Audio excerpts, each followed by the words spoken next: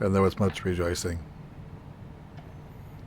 We already have 7 watchers. Instant gratification. It's all on Twitch. Right. Yeah. Love it. It's our new place. You're doing that through Restream.io, right? Do what? Streaming in both places? Yeah, basically. So I stream once to Restream, and then Restream bangs it to both places. Gotcha. I'm going to have to talk with you about how I set that up to do to Facebook and Twitter when we do when I do Extra Life. Yeah, that's something it should. So there's a limit to how many we can stream to without paying, but I don't know. I'm saying there is. I don't know what the limit is, but there is a limit because I know that's some of the benefits of paying Restream is you can stream to more things. So I just have to dig through their documents and find out what the limit is and start setting up other things. All right, gentlemen, let's do this thing. Are we live? Yeah, we're live. We're perfect. I'm trying to remember. Let's do it live. Where did my document go? There it is. I'm ready, I think. You're good. Are we not adding any more news? Just those 2 game announcements? No, just those 2 game announcements, pretty much. I looked, and there was not a bunch. And then, most of the show will be events and what we've been playing. Excuse me. Classic. That's for the stream. Was that a lion roar? No, it was the plunder, baby. I had to get it out before we started. Yeah, I could feel it coming. All right. Here we go. 3, 2, 1. Welcome to Nintendo Dads, episode 251, recorded on October 24th, 2019. On tonight's episode, we discuss the complete, utter lack of news for this week, save for a couple of game announcements. And we're going to talk about all the stuff we've been playing over the last couple of weeks. Jesse, cue that sweet, sweet music.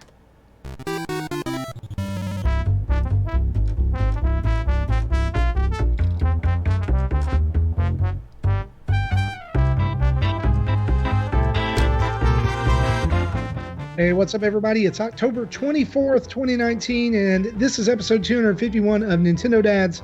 My name is Marty Estes, and want to thank you for hanging with us on this episode. Tonight, joining me straight from the heart of the Black Hearts of Kansas City, Jesse Waldeck. How are you? I was good up until I was reminded why I don't like playing online games. Oh, yeah. We did some Killer Queen Black the hour before we started show prep, and I after that first game, I just had to walk. I'm like, nope, I need a break. Nope. At least you know when to power down. Yes. But yeah, no. That was a big no. Like Kyle drinking Monster and slamming your fist through the wall. No offense to any Kyles we have listening, like actual Kyles. But much offense to people who throw fists in walls? Sure. All the offense. Yeah, we played a little bit of Killer Queen Black before the show, and that was some fun times. Yeah, I don't know what... That team is like gold medal team or something, because they had some gold icons by all of their names. So it must be a team that coordinate. They literally... With the game start, they were going toward our berry patches and throwing them away. I'm like, what kind of third level of defense is this for a Killer Queen? That's what it is. And joining us also this week, the brand newest member of the Nintendo Dads crew, straight from Michigan, not Minnesota. He's earned the right to live in his real state. It's Tim Off. How's it going, brother? I'm doing great, Dusty Estes. How's it going? I'm just doing fine, Daddy over here, sitting back, fat and happy. Is it Dusty Estes or Marty Rhodes? Or the both? Well, he made an appearance on Twitter this week, so I like that. Well, it's more of a reply to their call out. Yeah, The thing was we had to shut them down because it's complete dominance. We can't let them, even though they've already raised their entire Extra Life, goal before Extra Life even starts. We cannot let them have one iota of victory. No false. You put the foot on the neck and you press down. That's what you do. But no, like seriously though, congrats to those guys for already raising $2,000 for sick kids over at Extra Life. Their stream is going to be amazing, and we're going to talk about later on in the show how we're going to be a part of Megadad's stream to raise even more money, hopefully, and also beat the ever-loving crap out of them, as it should be. But before we do that, let's dive into the brief news that we have this week, shall we?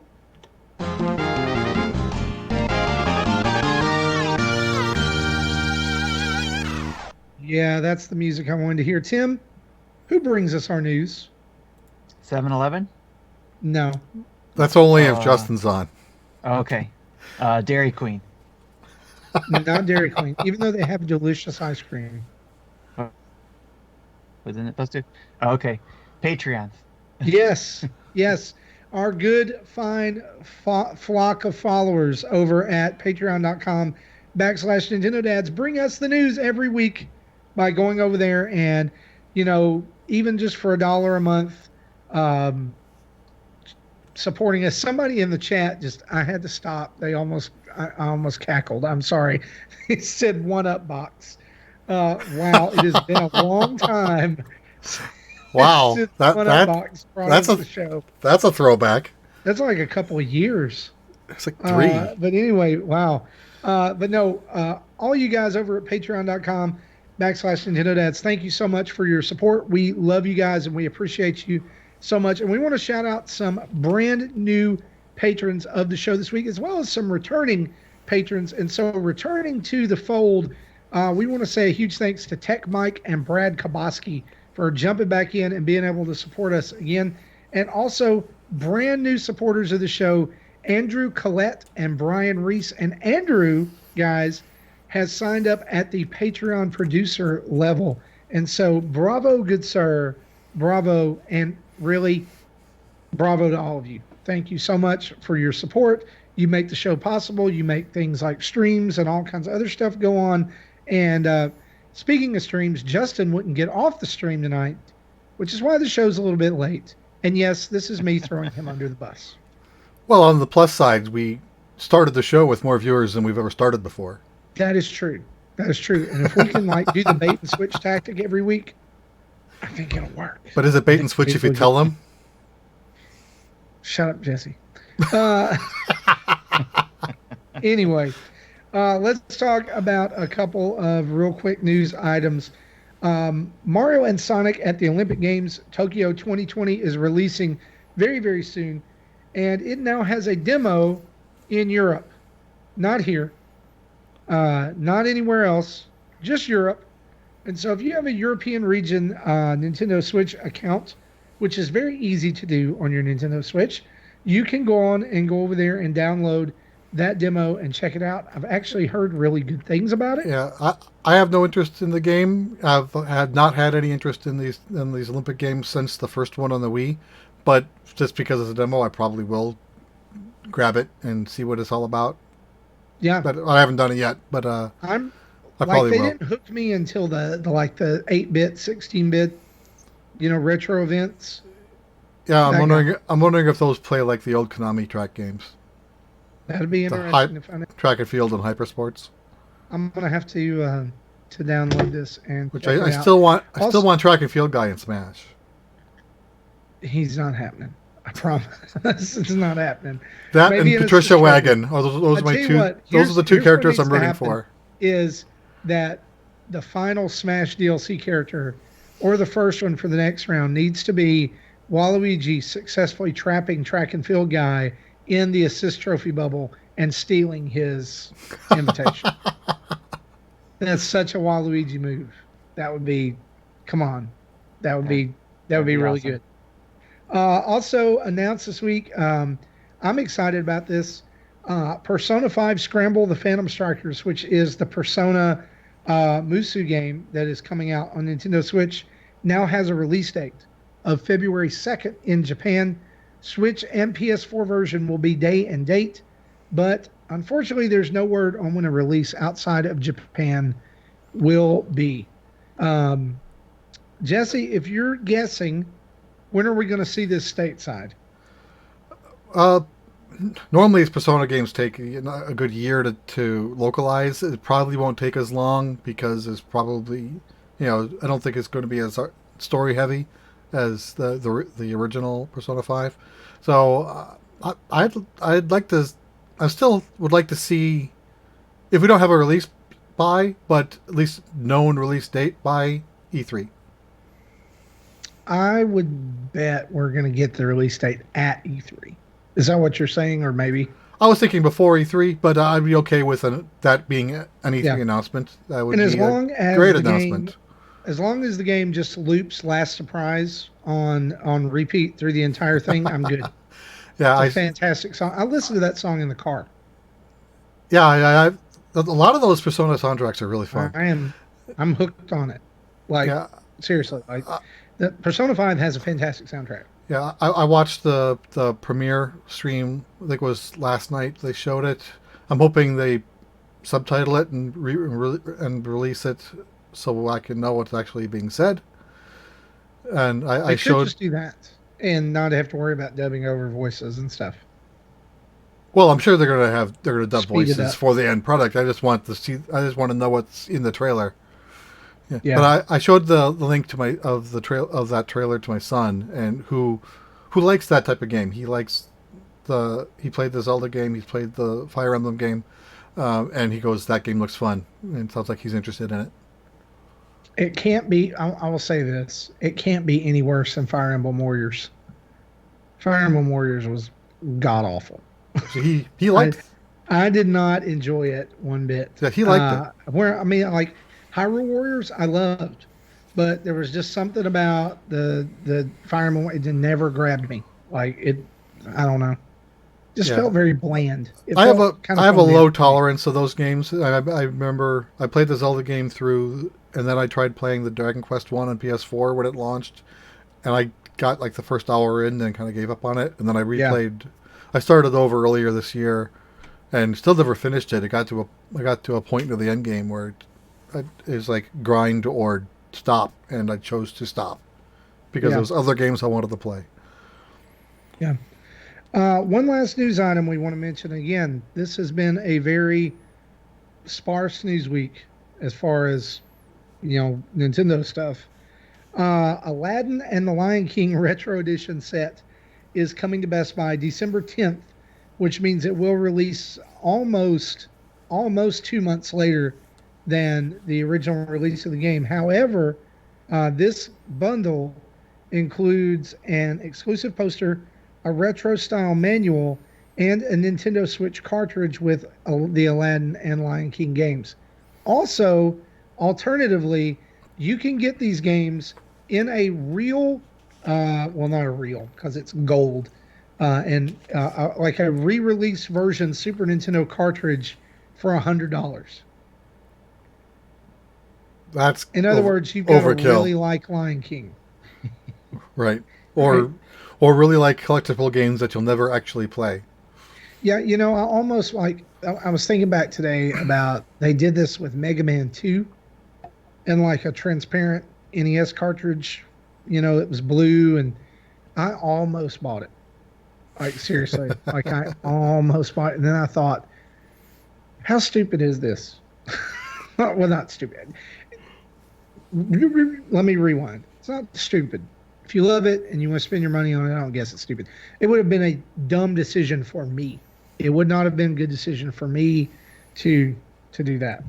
It wouldn't have sat well next to your Transformers collection. No, it would not have.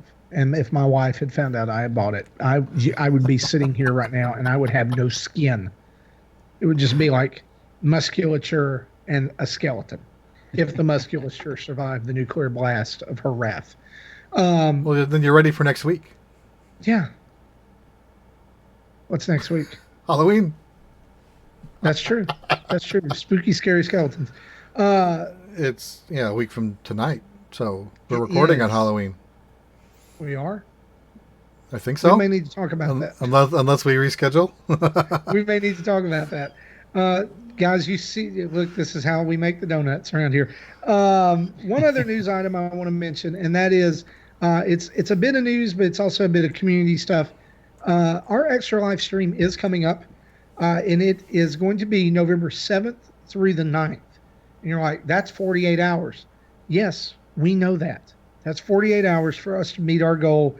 The first half of that stream, the first 24 hours, is going to be me, and I'm going to be joined by my family at some point, and I'm going to be playing all kinds of games.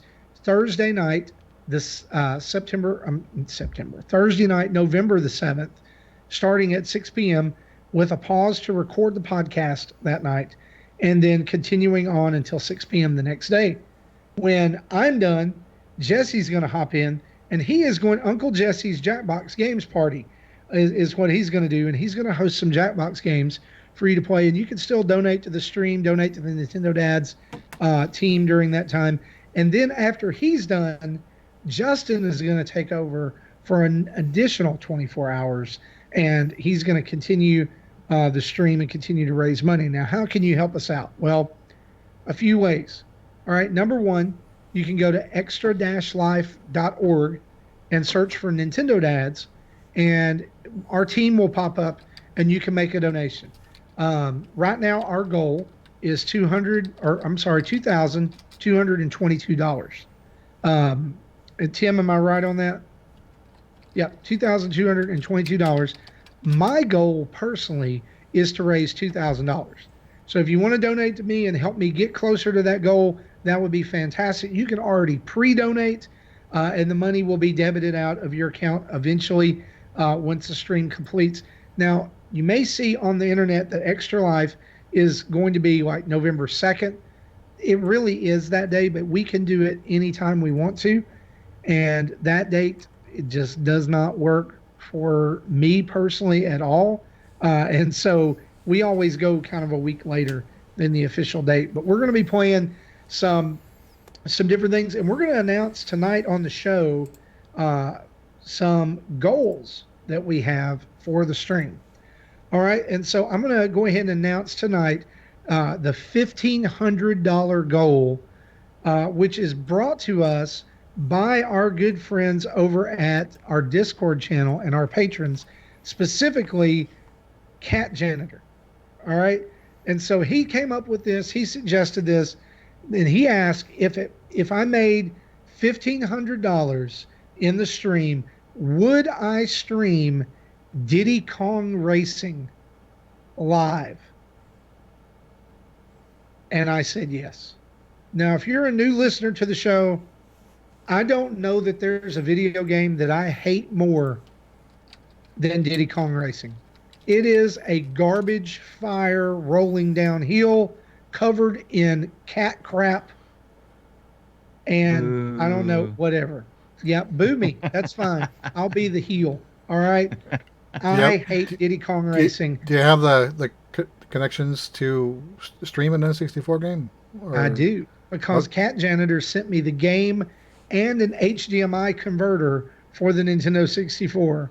So wow. I'm going to be able to stream the game. So look, guys, if you want to see me have to play Diddy Kong Racing, then you can go over right now to extra-life.org and donate right now. Every dollar gets me one step closer to having to play Monkey Kart 64 and all his friends. And yes, the whole time I'm going to play it, I'm going to relentlessly trash it. And you may even hear me say at one time, wow, this is actually not as bad as I thought it was. Who knows what will happen? But there's going to be goals for $750, $1,000, $1,250, $1,500, $1,750, and the final $2,000. One of which is going to be, and I'm going to reveal the second goal. We don't know where it's going to be. Here we go. Justin will play Ring Fit Adventure shirtless. Oh boy. He didn't mention the shirtless part, but I did. Did he know the shirtless part? Nope. It's done now, though. Ring Fit Adventure shirtless. At some point, my kids also want to pie me in the face, and so that's probably going to be one too. All right. So The only thing's missing is the ice bucket challenge. Remember that from like 6 years ago? Jesse, they've already suggested that, and I've already told them a hard no. I don't blame you. I wouldn't do it either. I did it back then, and it was one of the most horrible things I've ever endured in my life. It was awful. Like I really thought that I was going to die. I could not breathe. But anyway, like I'm saying, you can go over there right now, and you can make your donation, extra-life.org. And really, here's the thing: why is our goal $222? Because the Mega Dads goal was $2,000. Yeah. And so we just wanted to do, we wanted all the twos, and we want to beat them. And to bring that back to what you were talking about, how we're not streaming on the actual day, which was the 2nd. Yes. We're actually doing something, and that is with the Mega Dads, with the Splatfest. Yes. Mega Dads versus the Nintendo Dads teams. So we're going to be doing that and hopefully streaming that on all angles from whoever's playing. So, and collecting donations then too. Yes, and donations can either be made to us or the Mega Dads. Yes. During that time, and really, whoever it goes to kids. That's the best part. Yep. Yeah, I've never played the game, but I'm asking my daughter if I can borrow her copy. I can try to get a few practice rounds in, and if you have enough people, you don't need me. Great. If you need me, then I'll try to be available. Nice. Yeah. Awesome. Yeah. I'll put you down. Apparently, she's also wanting to stream it. I'm like, okay, we already have some other people wanting to stream too, so everyone can't stream at the same time. So one last time, extra-life.org. Search for Nintendo Dads. You'll see our team there. You can donate to any member of the team and help us reach our goal. And we'll be doing some. And I will mention this too, and then we'll move on here because I just don't want to sit and harp on it. But part of our goals during that time, when we reach certain monetary totals, we will be giving away some prizes. And we'll be announcing on our Twitter over the next couple weeks. And really all of our social media will be announcing what those prizes will be. But I guarantee you're going to like them. We've been cooking up some really good stuff in the planning part of our Discord, which is secret. Ha ha ha. I promise you're going to like it. Jesse, let's talk some events, please.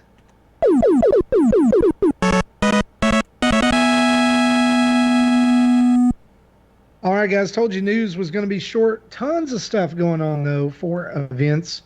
Number one we want to talk about is this weekend is the 8th Maximus Cup in Tetris 99, and it's a themed one. Luigi's Mansion 3 is the theme, and you will receive that theme for any person who gets 100 points during Tetris, during the Maximus Cup, and it's going on right now. What I mean by that is, as you hear this episode, not if you're in the live stream, but if you're listening to this episode on your podcast feed, it is live right now, and it goes through October 28th at 11:59 p.m. Pacific time. And so, all guys, really 10, 20 games you can hop in there as long you get top 30 or above, you're going to have it really quick. And I've seen a picture of the theme, and it looks awesome. Yeah, and I'm hoping it has some sweet Luigi's Mansion music to go with it. I have all the themes so far. They usually take me about an hour. Either I suck so bad that the game's over in 30 seconds and I get 1 or 2 points, or the game can last 5 or 10 minutes and I'll get 10 or 15 points. So the more you play, the more points you'll get, but it all average out in about an hour of play. That's right. And so, just a little bit of an hour of work, you two can have a theme. And I want to reiterate this. Tetris 99 does have themes now, but none of the themes that have been offered in Maximus Cup have ever come back into the theme store. Correct. They probably will eventually, But anyway, I have a feeling who they knows? may like rotate them in a second time, and then at that point have them available to buy if you missed it. But yeah, but I'm just speculating. I have no idea. Absolutely, absolutely. And also another multiplayer game or mobile game, Mario Kart Tour has launched its new tour featuring a Halloween event. Luigi, Halloween Rosalina, King Boo, and Waluigi are now available in the game. Yes, finally, the number one character in Mario Kart is there, Waluigi. What? And and not only that, but he brought one of the best Mario Kart tracks along with him. Waluigi Pinball is now in the game, and also Luigi's Mansion track from the DS is now in the game as well, and lots of new challenges and all kinds of other cool stuff are in. Tim, are you still playing Mario Kart Tour? I have not played it. I have it on my phone still. I want to jump into it, just haven't played it. I'm the only one, because Jesse, you're not playing it, are you? Well, I downloaded it just because I did the pre-purchase quote unquote thing, but Yeah. deleted it off my phone without even launching it because Mhm. I'm like I have no interest in this. Gotcha. I have been playing. I play at least like once a day. I sink a little time into it, and I'm only missing right now one, two, three, four, five, six, seven, eight.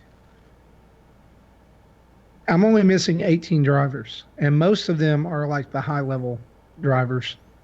But How many drivers are I'm there? playing. Four, one, two, 40. Wow. Yeah. And so I'm hoping that I'll be able to get some more. I've got five of the seven Cooper kids, all the babies except baby Luigi. What? Never mind. I'm that. Hey, why in the world? Why are they put babies in? Babies can't drive cars. It's I a mean, we video could game. suspend belief enough that I could suspend belief enough that a sentient turtle can drive a car, but a baby, give me a Yep. break. Yep. If a turtle can do it, a baby can do No, they can't. it. They can't. My son and I have this argument all the time because Baby Mario is like his Mario Kart go to, and I'm like, I tell him, I'm like, Isaac, Mario Kart, babies are garbage. They're taking away like the slots from other more well-deserving characters. Like make it a palette swap for Mario, right? Like you can be Mario or Baby Mario, and like put Wiggler back in, put Rob back in. I mean, come on. What you got against babies, Marty? I don't have anything I don't have anything against real babies. I have baby Mario. Like there's five babies in this game. Ugh, People like their baby versions. I don't know why, but anyway, that is now live. It's free. It's free. You can go and you can play Mario Kart Tour. I still think this is the best mobile app Nintendo's released. I know we complained about it when it first came out, but like the fact that you can go in and there's no energy, you don't have to wait to play. You can just play it as much as you want. To me, that's fine. And yes, people are saying in the chat, it's good to hear that I'm okay with real babies. And yes, no, I don't hate real babies. Okay, I've had two of them in my house. You know, Yes. they're cute. They're fine. They just don't need to drive go-karts and take up roster slots. Jesse, why don't you talk to us about this Pokemon Go event? Because this is a brand new thing. This is I think this is the first one of these, a paid event. Yeah, for I talked. Pokemon Go. I put out a video last week. I talked about it a little bit. So we didn't spend time on during 250 talking about it, but I brought it up, bringing it up again, just because the tickets are for sale now. So this is, if you've played Pokemon Go, you should. They have the special. I forget what they call it. The special research, where the end result is a Mew or Jirachi or something like that. So there's a new one that starts on November 2nd called Colossal Discovery, where the end result will be a Regigigas. And this is a paid event. So if you don't pay for it, you don't have access to it. It's $7.99 plus whatever local taxes are in your area to purchase a ticket.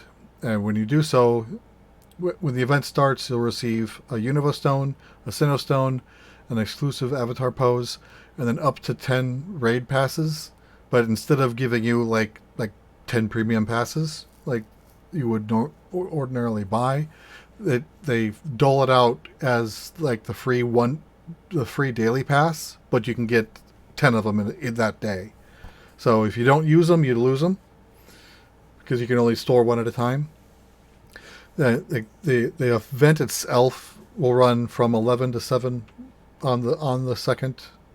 So the day of the Megadads thing. So I'll have to watch out. I'll have to watch out what times the Splatfest is and make sure I'm not playing Go during this.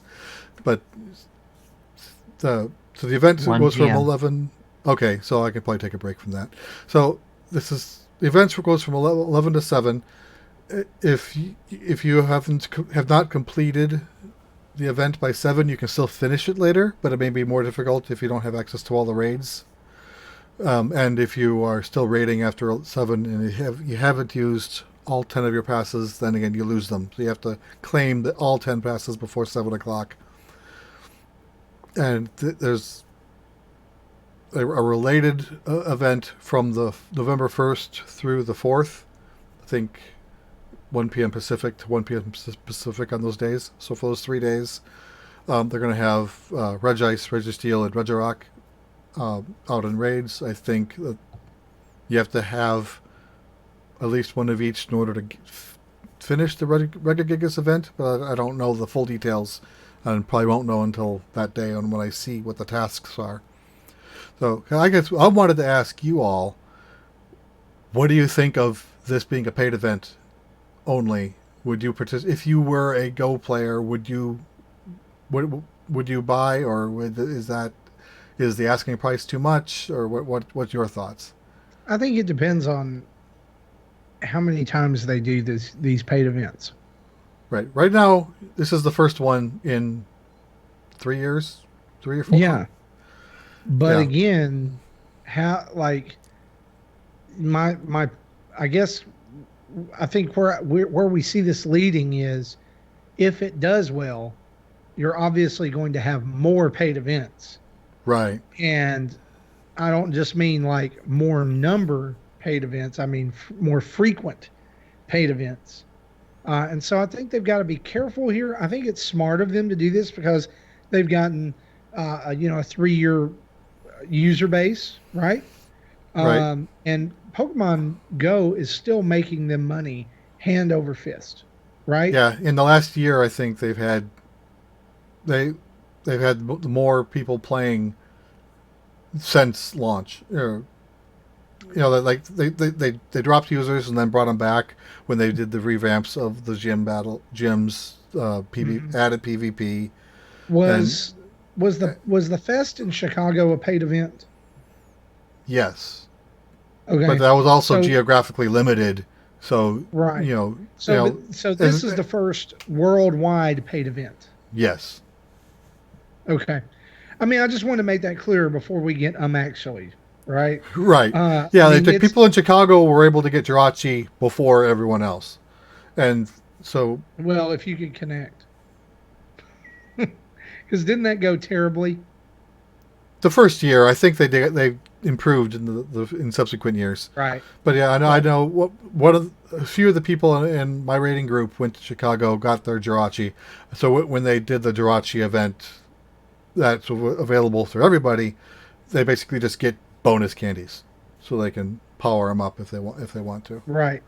Well, my thing is, I'm not going to play Pokemon Go, period. I don't like the game, but I get it. Like, I get why it's popular, so I'm not going to crap all over it. But I'm not this is not going to entice me back to the game. There's really nothing that they could do. Right. I don't think unless if they had a Pikachu come out dressed like Waluigi, then if Doug Bowser came to my house and said, if you play Pokemon Go for a month, we'll put Waluigi in Smash, then yes, I'll play it. They do have Pikachu dressed as a Mimikyu as part of the Halloween event. Yeah, that's and really. Yes. So you've got a Mimikyu, which is a ghost dressed like a fake Pikachu. It's Inception. It's Inception. Yeah. Anyway, so Tim, what about you? What do you think? This sounds like something that if I was into Pokemon Go still, I would have done it. I would have paid for this. But to your point, Marty, it definitely would have.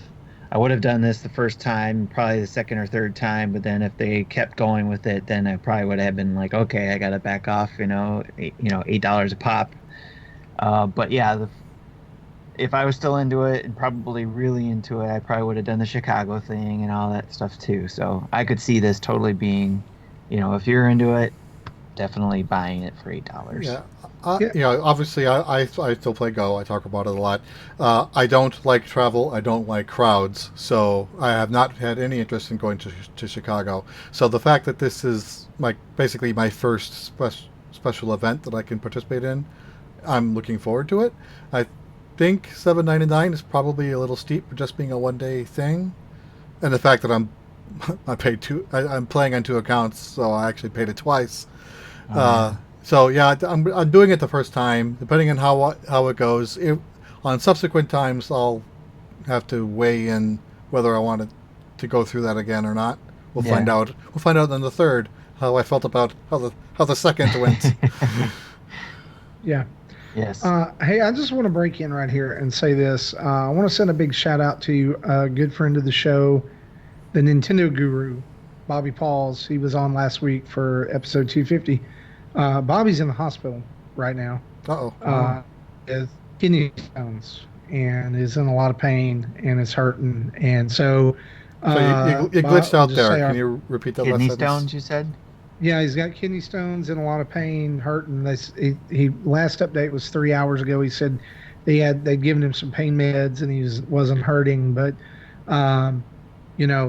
just thoughts and prayers and all that good vibes and stuff out to Bobby there.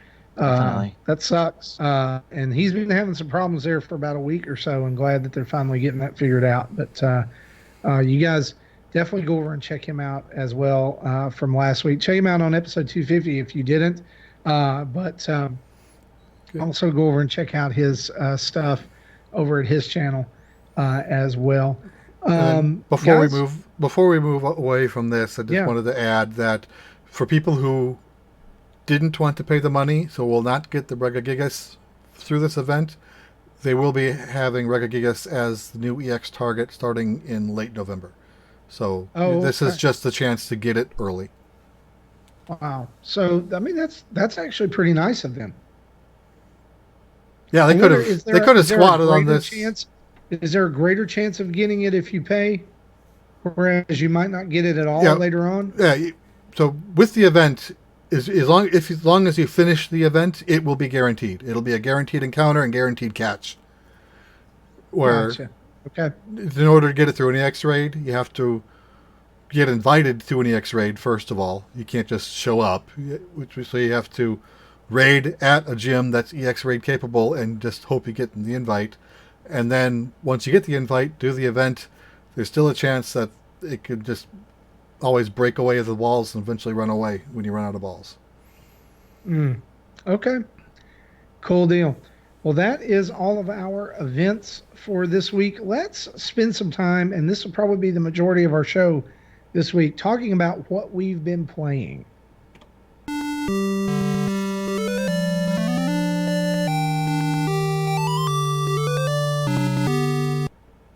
Tim, your list here in the doc is actually the shortest list, but you also have a game that overlaps with everyone else. So why don't you go first and talk about the game that doesn't overlap? Sure. I've actually, before we got started, with today. I was playing some Ghostbusters. I've been playing a little bit because we got a review code, and thanks to them, of course, for giving us a review code, as always, and checking that out because actually I've never played the Ghostbusters game that this has been remastered after. I never got to play that game, and since it got remastered, I was interested, and when the code came up, I jumped at the chance to check it out. So I've been playing that. It's been a lot of fun. Did the recording, and hopefully to give my first impressions of it in a video shortly. But I'm enjoying it because as a Ghostbusters fan of all the movies, every single one of them, and even All two of them? Well, August was three. That's right. Never mind. I forgot about the third one. Yes, I'm a fan of all of them, and for the first two, the original cast, of course, I had hoped for a trilogy, but we never got it. And this game actually feels like that third movie we didn't get, but kind of is so far seems like a culmination of the first two movies into this one. I think the story was written by Aykroyd and Ramis. Yep, it's written by the same guys. So Yep. this is basically Ghostbusters 3 in video game form Yes. instead of movie form. Yes, it was written by Dan Aykroyd and Ramis, I think his name is, and they even gave in honor of in his memory of since he passed away, but they did the voices. All the characters were in it and did the voices in the game. So I haven't gotten very far in it. I've only gotten to maybe the second stage of the game where I'm in New York right now fighting against the Stay Puffed Marshmallow Man. But it's really fun. I'm enjoying it a lot, and like I said, I'll have a first impressions video up soon, and it's perfect timing too because obviously Halloween. But I'm hoping to get more of that done. Now I know I only put Ghostbusters down, but I'm still playing a little bit here and there of the Darksiders 2 game. I had to put it down though to play Ghostbusters some more so I could get a review of that going or an impressions of that going. But I'm still enjoying that game, and I want to jump back into that game because of how much fun that is. I can't say it enough. If you like hack and slash type game with a little bit of RPG elements, that game reminds me a lot, and I've heard a lot of people talk about it, that it has some Zelda elements in it, but to me it also has God of War elements in it. And Oh yeah, it's absolutely a clone of God of War. yeah, I've always thought they were. yes, and so I'm enjoying that a lot, and I've always enjoyed God of War games, especially in handheld when I had them on PSP. So I can't recommend that enough. And I know a couple of the other guys have mentioned that too in our Discord that they recommend it as well. When God of War 3 came out on the PS3, I got it, and my son was very young, and he would watch me play, and he would grab long socks from the laundry pile and run around the house shaking them like Kratos's chain blades and Nice. screaming, "God of War free! God of War free!" Nice. Yeah, That is awesome. Yeah, I reminded him of that today, and he was embarrassed. So that's fine. So at least I'm not the only one who embarrasses his son. Yeah, I it's put your a- right as dad. I put a picture of him in his costume as Link from 10 years ago in Discord the other day. Yes. That Yeah. was fun. There is no shame in that game. It is a dad's right to embarrass their kids. It's what we get for all of the years of strife and hardship that we have raising those monsters. Speaking of Halloween, though, I'm glad you said that, Tim, because I want to mention this here since he's not on the show. Justin has had the wonderful opportunity to play Luigi's Mansion. We actually got extremely early access to Luigi's Mansion 3 for Switch, and Justin has been playing it over the last week. And right now, we have our preview up for that on the YouTube channel. So Justin has done a preview of Luigi's Mansion 3, and our full review for that will go live on October the 28th. That's when the embargo is up. That's when we're allowed to talk about it. So I can't say anything about it other than go watch the preview video. He covers. He's been busting his butt over that. Yeah, he has. I mean, that's why he's not on the show tonight. Yep. Is because he's working to finish Luigi's Mansion 3. And I'm super jealous. We don't get this opportunity often to review something early from Nintendo. Yeah, so. The last time that this happened was we got Super Smash Brothers like a day early, and we got Mario Odyssey like a week early, and Justin gave it an 11 out of 10, which it deserves. Everybody talks about the 11 out of 10. It's fine. Somebody asked in the chat, is there spoilers or will there be spoilers? No, there will be no spoilers that we know of. We are going to try to do a spoiler-free review, but also work to give you a good impression of the game as well. And that is actually, by the time that you hear this, by this time next week, Luigi's Mansion 3 will be out. And I'm super excited about that. Yep. I cannot wait to play this game. No show where we're going to be playing Luigi's Mansion. Yeah, that's why we're not recording next week. We're just playing Luigi's Mansion. Let's take a minute here and talk about Tim's other game on his list that all three of us have been playing, and that is Killer Queen Black, which released a couple of weeks ago for Nintendo Switch. This is the home version of the arcade competitive classic Killer Queen, which, quite honestly, before Killer Queen Black came into development, I had never heard of, but apparently is super popular. And, at the time, I've never heard of the arcade either. But I did have a chance to play it earlier this year with a bunch of people from work, and if you're playing it with people that you know, it's fun. And you're at the arcade, you're able to see each other and yell at each other, just like 10-player couch co-op. Well, yes. This is so it is 10-player in the arcade. Yeah, it's 5v5 with so one queen and 4 drones. Yeah, this home version is 1 queen and 3 drones, so it's teams of 4 competing against each other with 3 paths to victory. There's a military path, which is you kill the queen 3 times. There's an economic victory, which is you fill up all of your pods on your team's side with pod berries.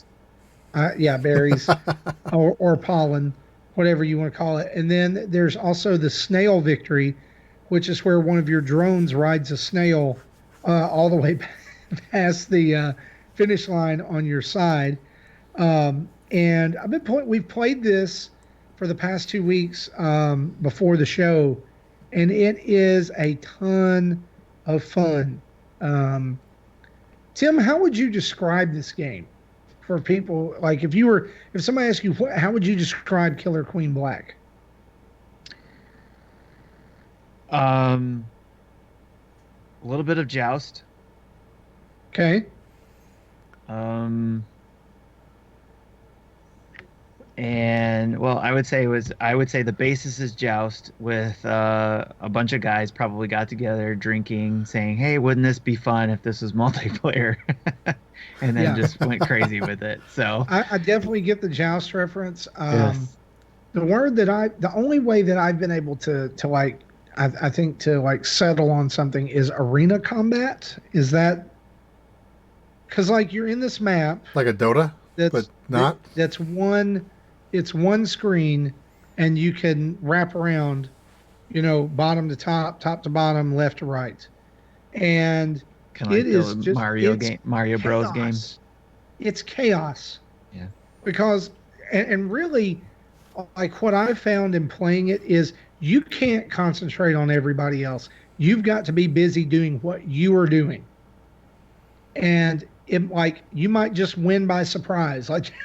There were a couple of times where, like, we won tonight by crossing the finish line with the snail, or did economic victory, and I was like, "What the crap? How did that Yeah. happen?" I didn't even know because I was the queen, Right. and it's the queen. The queen's job is, like, I like playing the queen, but I don't because it's stressful. Because she's unless you augment your drones and like take a berry to the power up pod and turn into a warrior or something like that, then the queen's the only one who can attack. So the queen's responsible for attack, but attacking also leaves her open to being attacked by other drones or the other queen. And if you lose the queen 3 times, the round's over. And if you're an upgraded drone, you can no longer carry berries, so that then limits your capacity in the economic victory. So there's a Yes. bit checks and balances on every way of looking at this game. Yeah, it's like I really hate saying that it's nigh on perfect, but it is. Like, it's one of the best online games I've ever played in my life. For games that are over in 2 minutes, it's surprisingly Sure. balanced. It's well balanced. Yeah, and It is a lot of Jesse's fun. right. I mean, rounds last anywhere from 2 to 5 minutes. And it's a lot of it was a lot of fun too because I came in late. I didn't get to play, but I was watching the game on Twitch because Justin was streaming it there, and listening to you guys talk and stuff too. So it was just hilarious. Yeah, being able to talk in Discord over the voice channel was a lifesaver. The only unfortunate thing that I can find about this game is a couple of hang-ups that I have, and then maybe you guys have some or some more to say about it. Number one, figuring out how to get a bunch of people into not a local multiplayer game, but a custom match where, like, last week you had like 7 people on and we all wanted to play together. Trying to figure that out for the first time was awful. Yeah, it took us Right. like a half an hour. Half Yeah, of it was a our lot of trial and half of error. our play hour was eaten up just figuring out the interface. Yeah. And the other thing in there that I don't like is that if somebody that you want to play with is in another party or they're in a match, you can't send them an invite that's waiting on them. Yeah. And the way that you invite people to the game, it makes it look like you can only have a certain amount in there, at least graphically, the interface does. But then we Only found shows out you can 4. add more. Yeah, it only Yeah. shows 4, but you can actually add 8. The other thing I don't like about the game is if you're playing it locally on your TV at home, you can play 8-player, but you have to have 2 switches to do it. Right. Okay. Only 4 people can play on each switch.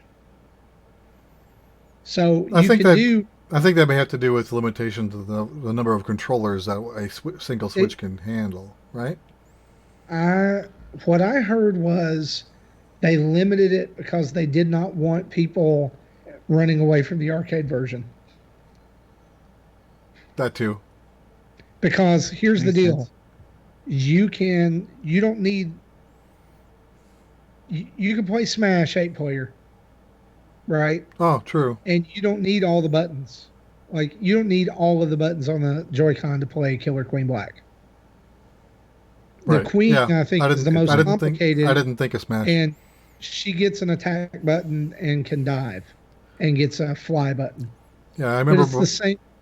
I remember before the game launched, where there was some Twitter discussion about that it required 2 switches to play it, and they were wondering, well, would that work if you need to have your team huddled around each switch? And I'm like, no, you can still have one switch on your big TV that all 8 people can use. It's just you gotta be have able to set up get on your the other. you have to set up your squad on a different switch on the same network, and then watch Yeah, the TV once during the actual gameplay. I still don't understand why why it has to be like that, but it is. Or you can have the Capri set up where they have 2 TVs and 2 switches connected to their Yeah. TVs. That's a sweet setup. Sean and Chelsea definitely Yeah. got the sweet setup there. But anyway, Killer Queen Black, it's in the eShop. It's $20. It's definitely, if you're going to just try to play it by yourself, you are not going to get $20 worth out of it. Okay, Now you can go in and like find online matches and play and get matched up, but really the meat of it is getting your squad together and playing, just like any online game. You guys have any more thoughts about the game? I want to play some more. Let's play. Yeah, I'd like to be able to play again, but I don't want to play against internet randoms that will just kick my butt in 10 seconds.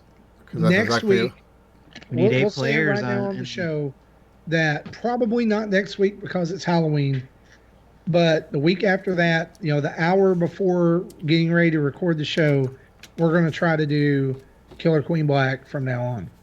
All right. Or maybe this other game that we're going to talk about here in a minute. Tim, anything else you've been playing before we move on to Jesse? Go right ahead, move on. All right, Jesse, talk to us about. I'm anxious to hear your review of this game, Little Town Hero. Okay, because I was interested in the game. Yeah, so we got an early copy of that. I did I streamed the first chapter, I don't remember when it was, but it was like a week before the launch. And I liked what I played, and then I did eventually finish the game shortly after recording last week. When we recorded last week, I wasn't yet done. But it's basically, someone asked me if it was a card game for combat, and my initial thought was no, but, and after I'm thinking about it, I'm like, yeah, it is. It is a card game. It's just not using cards. It's using a stand-in for cards, but it can be played with a deck of cards exactly the same way. So if you the gameplay itself is very similar to Magic the Gathering. The cards have an energy cost, which would be equivalent to your mana costs in the Magic. They have an attack strength and defense strength. So if the defense of the card, if it gets attacked by a card with less attack, so it's not enough to destroy it, it'll just keep that card intact with the lower defense until it does reach 0. Then it's removed from the field. You can exactly like the way Magic works, and you're able to manipulate, combinations to boost certain aspects of the cards, or either improve the cards for you or lower the cards for your opponent. Like, one of my favorite abilities near the end was called Hurricane, which does 3 damage to every opponent card. And especially during the final boss battle, he has a lot of low level cards. So if he has 5 cards out there, then the most you can have at one time out on the field is 5. So that all have defensive 1s and 2s, and I play that card, then they're all gone, and then he's defenseless for that turn.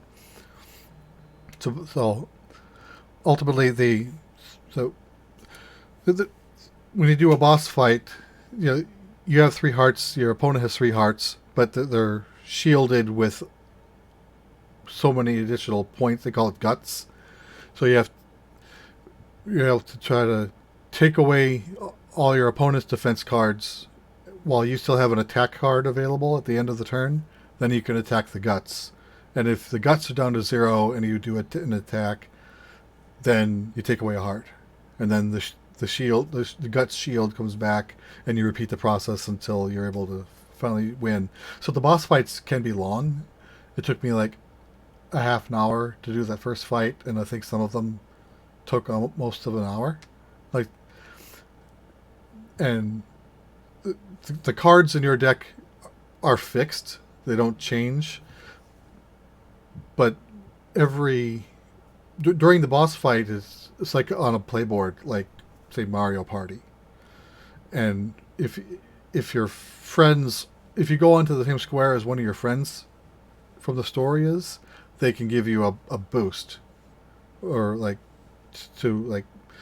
you can have one of your energy costs turned to 0 for that turn, or you're able to activate a gimmick, like it would be a cannon on the board that you can fire and do damage to the opponent, or a chicken that does things. So each, depending on where you are in the town, will have a different set of gimmicks that have different sets of power-ups. So each boss battle feels different, even though your deck never changes. And there's also like a skill tree, where as you earn points from defeating bosses and other things, doing other quests the game throws at you, you put points into the skill tree, which increases the numbers of your cards. So like if one card starts with is add +1/0 to a random other card, leveling it up 2 or 3 times might say, okay, when you play it, it'll do +2/+1. So it's, sometimes it increases the numbers, sometimes it adds extra bonuses, and so it's definitely beneficial and damn near required by the end of the game in order to have as many cards leveled up as you can to defeat the final boss. That boss, when I first played through it, I thought was really cheap because it was doing things that no one else had done previously in the game. But once I kind of stepped away from it for a day, came back to it, and actually read all the details of what the enemy's cards were, then I was able to come up with a strategy and how to tackle it. And actually that final boss actually is broken down into 3 parts where you can save the game between parts, but it's still one continuous fight, so you don't heal between parts. And the game actually gives you an option to read a hint if you lose a boss battle. And this one says, if you aren't at the 3rd stage if you get to the 3rd stage and you don't have 2 hearts left, you might as well start over because you're not going to do it. Once I had my new strategy down, I beat the first part without losing any hearts. I beat the second part with 1 heart down, and I was able to finish it. Then, at the very end, after the boss battle, there's a little bit left you still have to do with the story, and it took me a day to figure out what I need to do, because it told me to go somewhere, and I thought I was going to where it told me to go, and it wasn't it. It was somewhere else that I've never had to go before. I won't spoil all those details, but the story is relatively simple, kind of predictable, but I still enjoyed it. There's occasional slowdown, like when you're kind of like think Breath of the Wild when you're in the forest. If you're not moving the camera, things are okay, but as soon as you start panning, you see a little slowdown. So that happens quite a bit. So the game feels like it's fighting with you in the camera a little bit because it wants to try to avoid you looking wide out, because when it does, that's when it takes the performance hit. So that's why the camera feels a little odd. But once you get used to the camera's limits, and once you're used to the town's layout and you don't have to look around all the time, then it's fine. So I saw a lot of people, a lot of reviews giving this low marks. I don't know what they were expecting, but this game wasn't what they were expecting. I think they weren't expecting Magic the Gathering, the game. But again, I liked it. I had fun with it, and I'll probably, if this game is chugging like Zelda in the forest region, kind of makes me wonder what the performance for Pokemon Sword and Shield is going to be in Wild Area. Yeah, I imagine. I think the engine's probably very similar. The slowdown, is noticeable, but it's quick. It's similar to the slowdown you saw with transitions in Link's Awakening. Yeah, noticeable but not annoying. At least, well, and not to me, at least. This is a $25 game, right? So you're getting. I mean, I hate to say you're getting a $25 development process, but I mean. Yeah, I think that's part of. And I think that's part of the lower reviews, because I was thinking, oh, this is Game Freak. They should know how to make a game because they've been making Pokemon games for 25 years. I'm like, well, it doesn't mean that that's the same team, right? And definitely a lower budget because they're selling it for only $25. Sure. unless Yeah, when they you knew get they were just marching it out to die. Right. But yeah, again, I liked it. So if you liked SteamWorld Quest, I'd say give this one a go. yeah, when you were doing the Twitch stream about it, when I watched you do that, it was it I think you sold me on it. This is one of those things I'll probably add to my, you know, Christmas wish list or something. So, I really thought that it was odd that Nintendo like had it in, was it E3 or somewhere, It, it, and they like made a really big deal about it. it was first announced at Then we last didn't year's hear about E3. it. Yeah, it was last year's Yeah, E3. And back when it was just Project Town. And then we they acted don't. like it was going to be this huge thing, and they barely talk about it, and then all of a sudden, they're like, yeah, it's coming out this month. Yeah, so I don't know if the scope changed, Okay, but it. And when they talked about it on the direct, they said, this isn't a good grand adventure. Everything is within the town. That's true. You never leave the town. wow, That's actually a plot point. You want to leave the town, but you are not able to. gotcha. Wow, That's not a spoiler. uh, That's the first 2 minutes of the game. yeah, So, absolutely. So, what else you been playing? okay. Which one do I want to talk about first? Okay. I heard about a game called Anthill. Someone on Twitter this morning said, if you're waiting for Pikmin, give this game a try because you're controlling little bugs. I'm like, okay, yeah, the game is not Pikmin. Um, I'm not a fan of this game. It's kind of like an overhead strategy game. You ever heard of SimAnt? Mm-hmm. That's what this reminds me of. You have a perpendicular camera to the ground view, and you see the anthill, and you see, like, you might see like a small leaf of small bugs that need to send drones out to, or worker ants to collect them for food.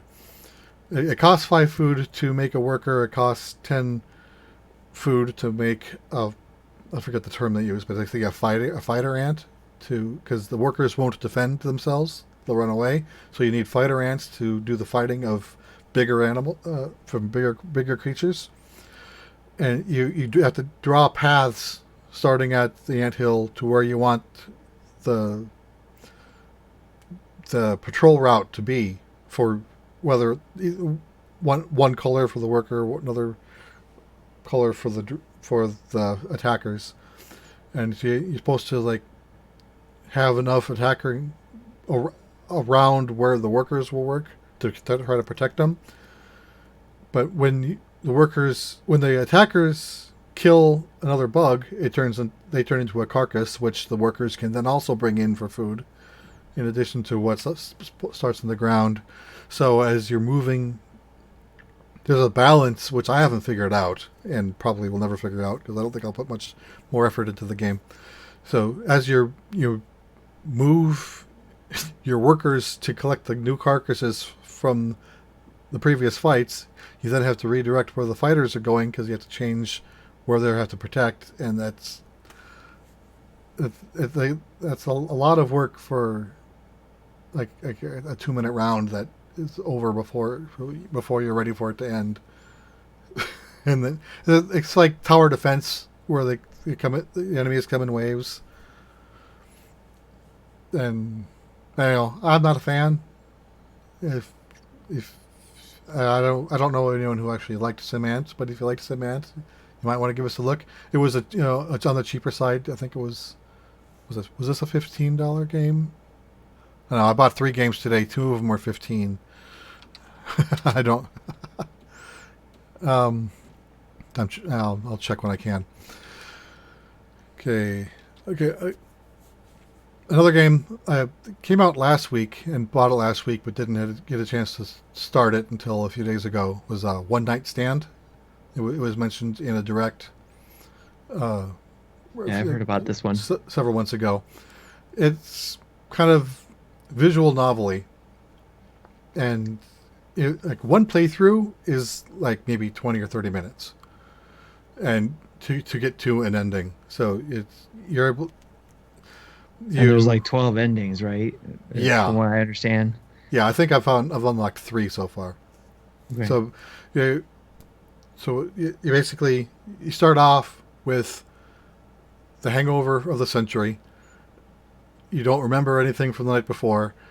And you wake up in someone else's bedroom with someone else next to you that you like. I don't even know her name. And so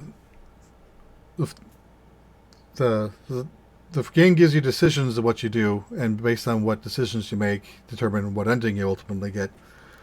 And then every, so like there'll be you start off with your phone getting texts from your friend who you apparently abandoned in mid evening, and you're not sure why. You don't. Excuse me. But your phone's dying, so you only have the short opening sequence with your phone, and after that you have no phone. Then she wakes up and leaves the room, and when she's out of the room, you're able to look around and interact with certain number of objects, and to either you can choose between finding your clothes and getting out of there, or looking around trying to think of things you might be able to talk to her about. And you're only able to interact with 2 things at a time before she comes back. So then every time you start the game, if you interact with 2 different 2 objects, you'll have different options for what you can do, what you can talk about. So that's it. The game does, while again it's only 20 or 30 minutes for a single playthrough, it sounds like there's many paths for this thing can take. So in my first playthrough, it sounds like the girl was supposed to meet up with a guy who never showed up. Then you met her, started talking, made her feel better, and then somebody apparently got a taxi, went to her place, and that's all. That's you only know this from her side of the story because you don't remember anything. But you mentioned that you were with a friend named Gary, which she kind of has a reaction to. So, and I think Gary was the person she was supposed to meet, but abandoned his date to go out with me. So opening other paths and other playthroughs might reveal more information about that. And so it's so it's an interesting little story so far. I'm kind of curious to see what path is. I think based on seeing some of the hints that some of these endings give you to try to lean towards to trigger them. Like one of them is like I tried leaving, but got caught because the door was locked. Yet locked from the inside. Yet I couldn't unlock it. I don't understand what was going on. But if I'm able stumbled with it. I don't know. But if I'm able to leave without her noticing, that's an ending that I haven't found yet. I got the caught ending. Yeah. Apparently there's an ending where things go well and you'll continue to actually see this person. I'm not sure yet how that happens, but yeah. So this is a game I'll come back to and see if I can get a few of the other endings. I'm liking it so far. Are these the type of games that you usually go for, Jesse? Is the story-driven games or the choose your own adventure type things? Sometimes I think that if there's something else about it that draws me, like in this case, the art style looked interesting. It kind of like pencil sketchy, and like even just her standing there in front of you is still animated with like 3 frames of animation to give it a little bit of wiggle. Right. So it's I'm sure you've seen what I'm talking about in other things, but it's hard. I'm not sure what the term is for that. But yeah, I don't normally like a lot of visual novels, but again, this one being on the shorter side helps for a single playthrough. And so One Night Stand is what it was called, right? So, Yeah. um, shoot, I had another question for you too, and I lost it. But yeah, all right. If I think of it, I'll chat it to you or something. Okay. Then I have two more games. I think these will go quick. One is OX Logic Puzzle 1000 exclamation mark. It's actually very. It's a fun title. I don't. I don't remember if I talked about Tic Tac Letters a few weeks ago. I played the demo of that. I didn't realize it at the time, but this is basically that, but from a different developer and a different, different sets of puzzles. So you basically are told, like, you start off with a 6x6 grid, and you're told each row has to have three X's and three O's. Each column has to have three X's and three O's, and they give you a few starting positions, and the goal is fill it with the rules are you can't have three in a row of any letter, and no two rows can be identical. No two columns can be identical. So it's a logic game, Picrossy like. When I played the demo of the other game a few weeks ago, I liked it, but I found myself needing to use the hint system more than I wanted to. So my initial thought was I didn't want to buy it. And then I thought this was going to be something different, and when I bought it, and I'm like, oh crap, it's the same thing. So I've been able to get, I don't know how many puzzles are in the other game that I didn't buy, but this one has 1,000 puzzles spread across, I think, 4 different difficulty levels. I've so far done like the first 10 puzzles in the easiest level. I've been able to do them in about 1.5 to 2.5 minutes on average. A few of them actually took about 50 seconds for me, but one of them I think took over 4 minutes. So I'm not, so since I bought it, this will be a game I'll go back to for a little bit, but it probably won't be my first choice, if I'm thinking of a game to play. But if I need something I can play for a little bit and then put down again, kind of like how I play my Picross games, at least I know this is a game that's out there. So, again, cool. So it's a game I'll have to think about more, whether I think I like it or not. And then the last game, the game I've been looking forward to for a year, came out today, Cat Quest 2. Yay, Cat Quest. I've only put maybe an hour into it so far, but it seems to be more of the same. What makes this one different than the first is it's designed for co-op out of the box. So instead of you just being the cat, you are a cat and a dog. So you can break off Joy-Cons and say, here, you be the dog, and you can all do your own thing relatively within the screenshot. If you're playing single player, then the dog is AI controlled, and you can switch roles. So like if you want to take control of the dog, you can. And so basically, instead of one character that you have to, skill up and gear up, you have 2 characters that need geared up and leveling up. They seem to level up together anyway, but it's the gearing up that will take a little bit more thought, because now you have to gear up 2 characters. So far I have one, like the cat I have set up as being more of a magic user, so I can do range attacks, and the dog is more of a melee, and he's more in your face. And the AI controlled character does a good job of rolling away from attacks. I don't think I've ever seen the AI character die before me, so that's kind of a good sign. Good. If I haven't seen what happens if both characters are knocked out, but if the cat knocks out, then I'm in control of the dog, and the cat will heal over time. And if I'm standing in close proximity to the fallen character, it'll get up faster. But once it fills up its gauge to stand up, then it's up, but still has low health.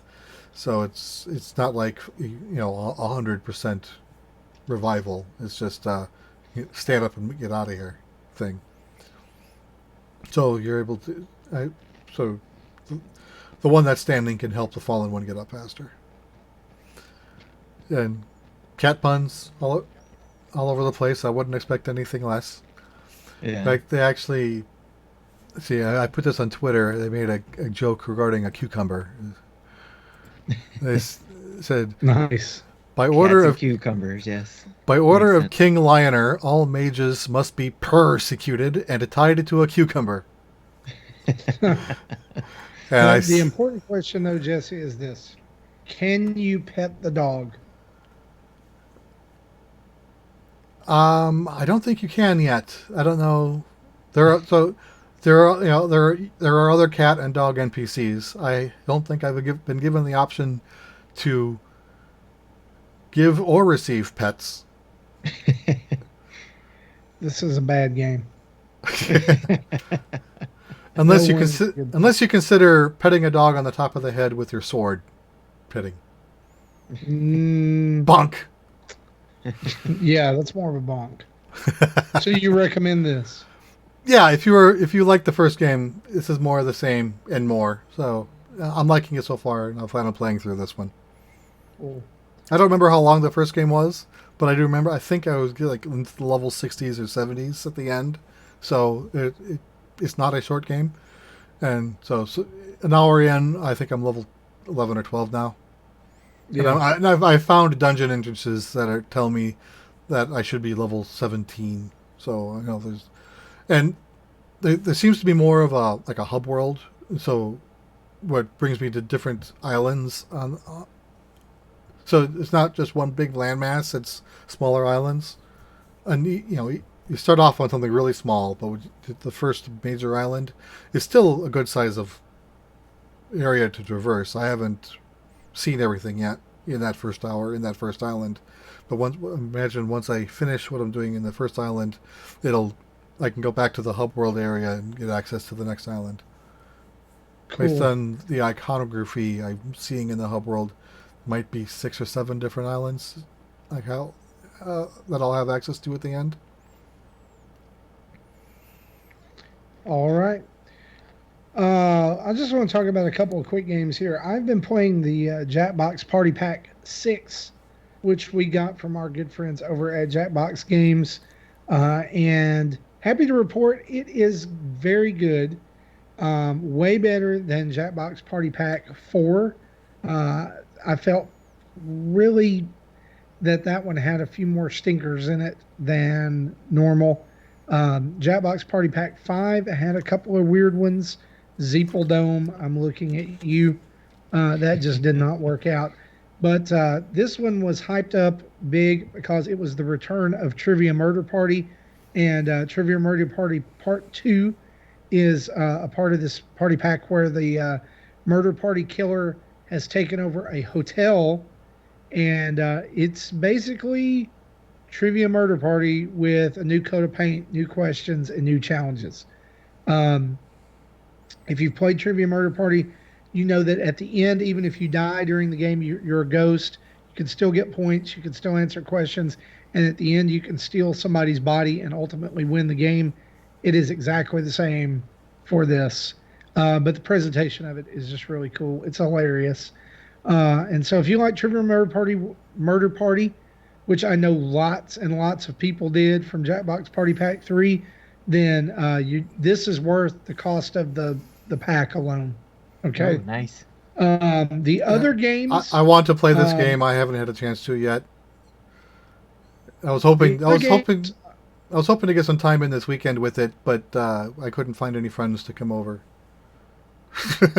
Right. The other games in the pack are Role Models, which is a game where you actually take a study of yourself. The game uses that. That's the first time that's ever happened in a Jackbox game. And you basically answer questions that then people vote on that give you a personality. Or it's kind of like a personality test.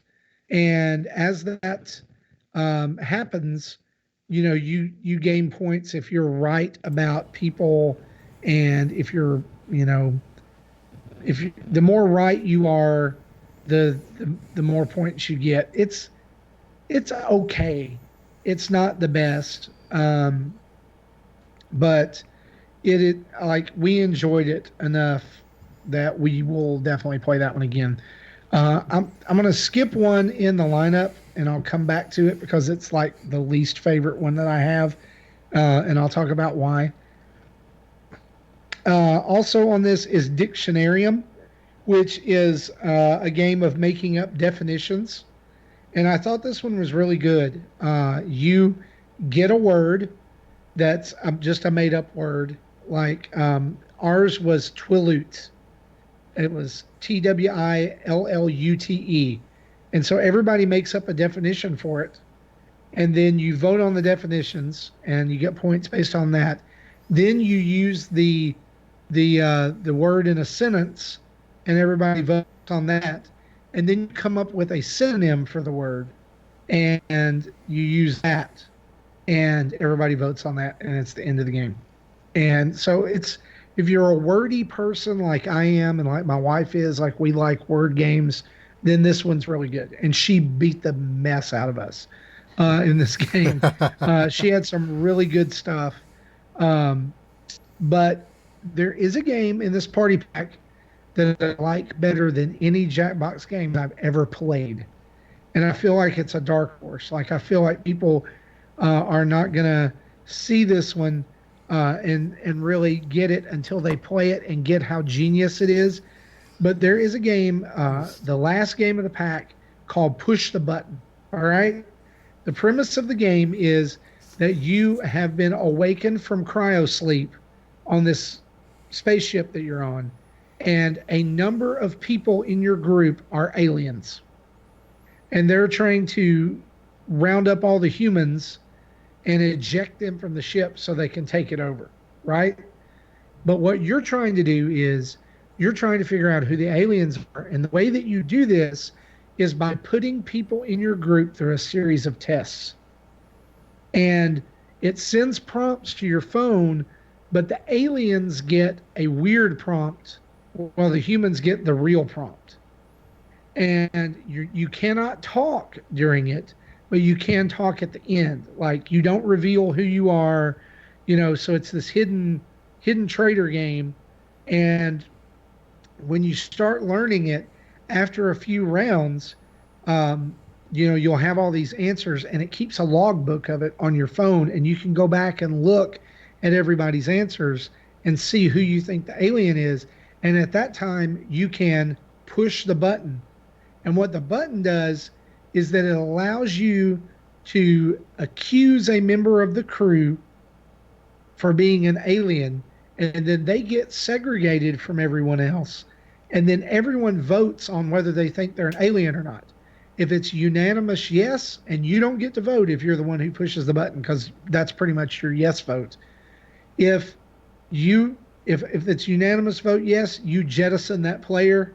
If and they fly out into space and they're unmasked, right?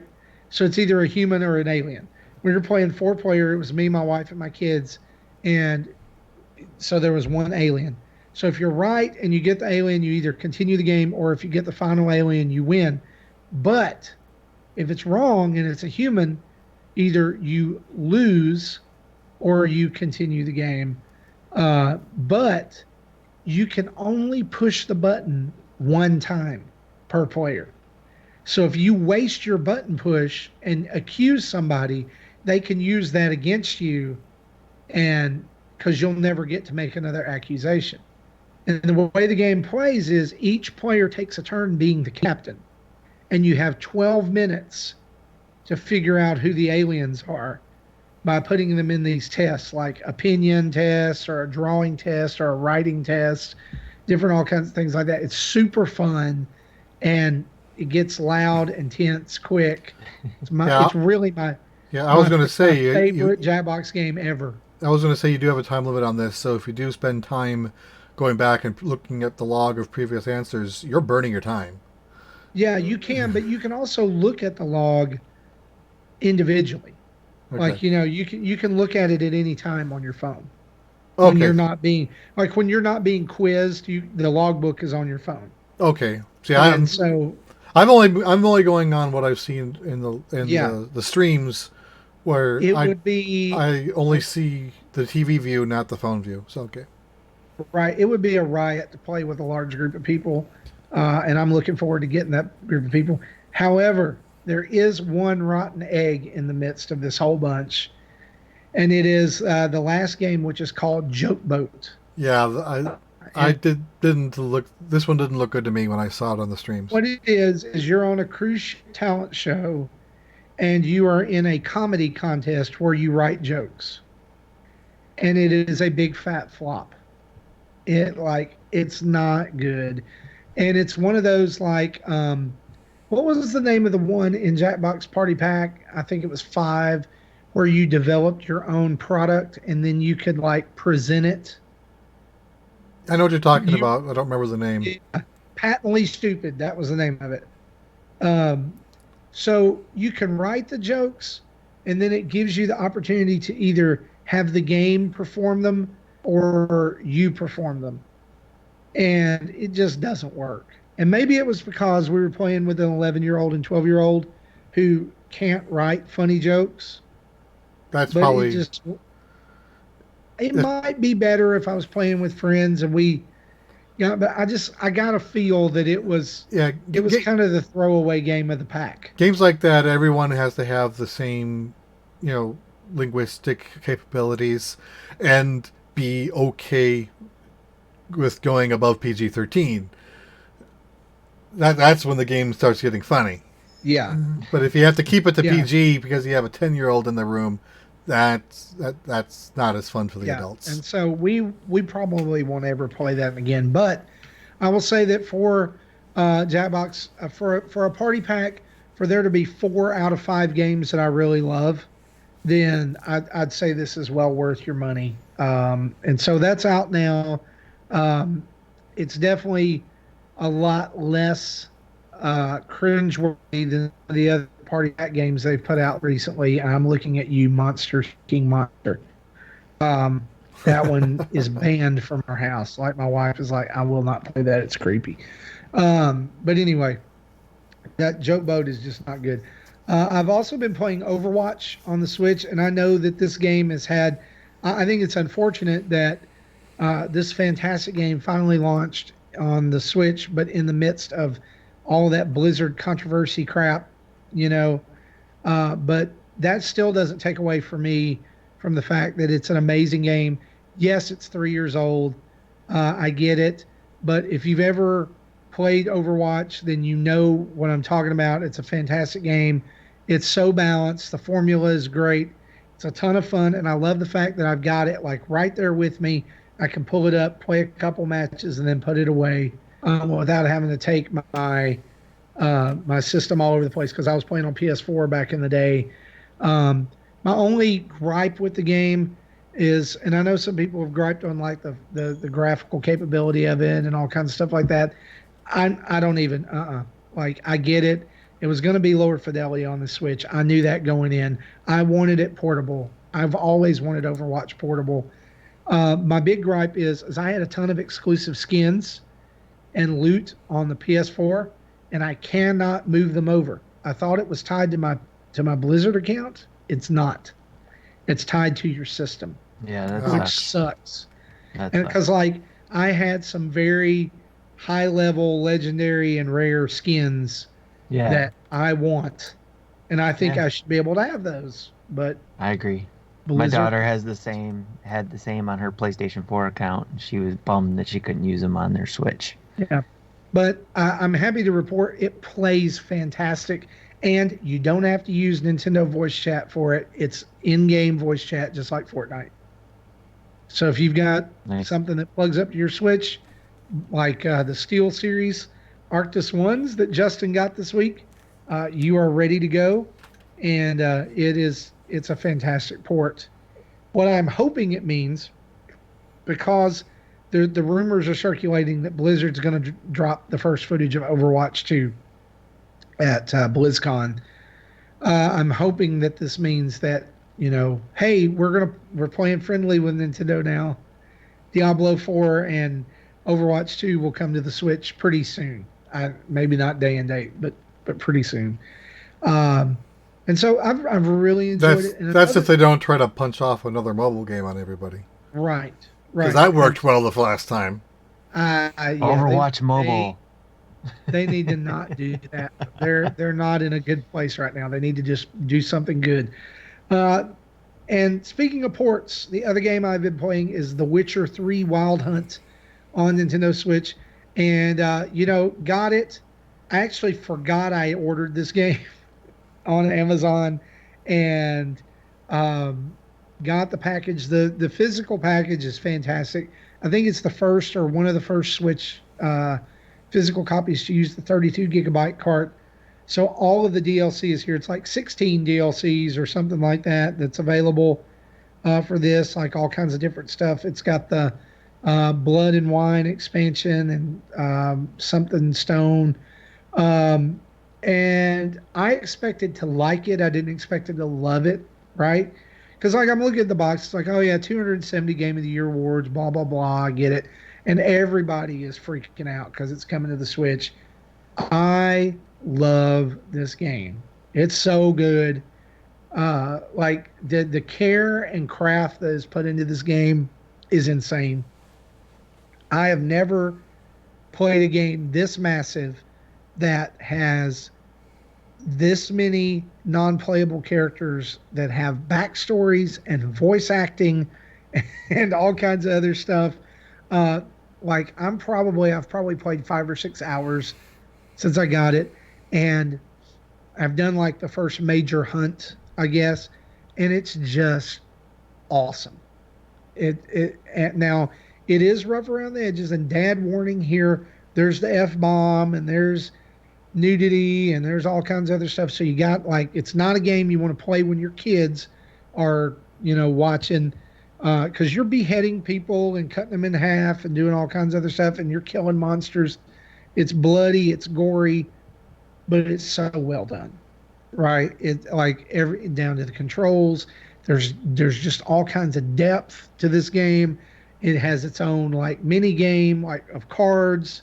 It is its own game unto itself. There's learning how to do alchemy, and there's magic, and y'all like seriously, it's fantastic that this is on the Switch. And I like, it's one of those games that I think that people need to go out and buy it so that developers see that type of game will do well on the Switch, and like AAA games will do well on the Switch. It don't like, maybe you've played it on another system, just buy it just so the opportunity for other games to exist on the Switch will come, right? Yeah. And really, I think the sales have been pretty positive so far. But like, I did not expect to like it as much as I did, but it is like, I find myself like, again, it's kind of like I was saying about Overwatch. Like I can take it with me and I can dip into it and I can do a couple of side quests, or I can get a little farther on the main quest that I'm doing, and then I can put it away when I need to. And so, brilliant. It's just brilliant. And I get all of the awards now. Well, not only because it's good, I think it should be supported too, because yes, company like what was the company? And I just lost it. CD Projekt Red. Yes, thanks. So they took the time and care to get this to work on the Switch, but also the packaging to be able to put the whole game, all the DLC on one cart, and then also put in a book and some other stickers, all stuff in the box.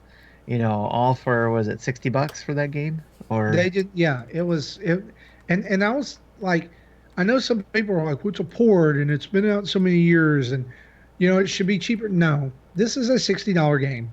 It deserves the price tag. It earned the price tag. Yeah, especially when with putting it all in there to be able to go and buy the game. Edition, yeah, go and buy the game and put it in your Switch with.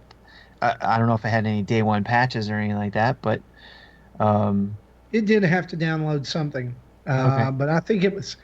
I want to say it was very minor. It was like 3 gigs. Yeah, so I imagine you'd have to be able to plug it in for those people it's not who like can't Mortal go Kombat online. where there was 11 gigabytes on the cart and 21 gigs in a Right. down. Yeah, that's the type of reason why I'm hoping to be able to go out this weekend and go buy the physical edition of it. So, Yeah. because Have of you how ever much played work the they game put in it. before? No, and that's another reason why I want to Yeah, get it too. well, you are in for a treat. I'm serious. Like so Yes. far, I'm hooked. The story has got me. Yeah, Yep. it's just fantastic. And I had so many people recommend Skyrim to me back in the day, and I never got into it like I did The Witcher. Um, and part of the reason I think too is that, like, Skyrim just feels so massive and so empty. Like I was just prone to get lost and end up somewhere I didn't need to be because there's not a lot of direction where Yeah. you need to go. The Witcher does help, but you can still get overwhelmed because I mean, like the place I'm at right now, there's a side quest I can do where there's a level 9 enemy, like right down the road from where I was. Like I passed it to get to the side quest and complete another quest. And the first time I was like, yeah, I'm just going to run up there and kill it. Nope, nope. They did a number on me and I was done. But yeah, Witcher 3 totally recommended. Just not a family friendly game to put up on the big screen with the kids. All right. Well, guys, let's move into our community spotlight real quick. Actually, hold on one second. Yeah. I have to do this, otherwise my kids would probably kill me. But I have to say, another game I've been playing is actually Minecraft, and that's because my kids wanted to play again. They've been getting back into that, and they brought me into their little world or whatever.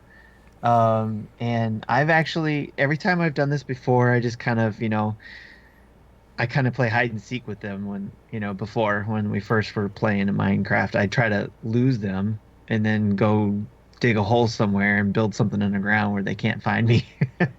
But recently I've actually had a lot of fun, more fun with it, where it kind of reminds me a little bit of how much fun I've had with Legos, but a digital version, just be able to build something. And I built this, like, I posted a picture of it, I think, on Twitter, but I was watching what my daughter was building, and she was building this massive underground, started underground, going into a above ground house and tree house and all that kind of stuff. And then I was building a tree house, and it was just a lot of fun playing that with the kids and stuff. So I had to mention that because in case they listen, I didn't want to forget that, yes, I was playing another game with my kids. That's great, man. I can't do Minecraft. I just can't. Like I tried. Just, again, that's that whole openness. It's just overwhelming. Yeah, where do you start type of thing? Yeah. Right. Yeah. And like the problem I had with Builders 2, where I was, when I was done with the story and I was only left with the sandbox, I'm like, okay, I'm done because I don't know what to do. I don't know what I want to do now. Right. Or when I was talking with the Infendo people last month, they wanted to get to the open world part, but they had to go through the story first. And I told them how long it took to go through the story. They're like, "Wow." Yeah, it's been when I actually had something in mind, because I was like, because she told me she wanted to. Usually we did flatlands whenever we played, but this time she said she wanted to do the terrain and the trees and all that kind of stuff. And as soon as she said that, I was like, you know what? I'm going to try to build a tree house. I'm going to find a group of trees and see how I can build a tree house out of that. And so I had a direction. I had a goal of trying to build something out of that, and that's what made it fun for me. Yeah. Perfect. Let's jump into that community spotlight.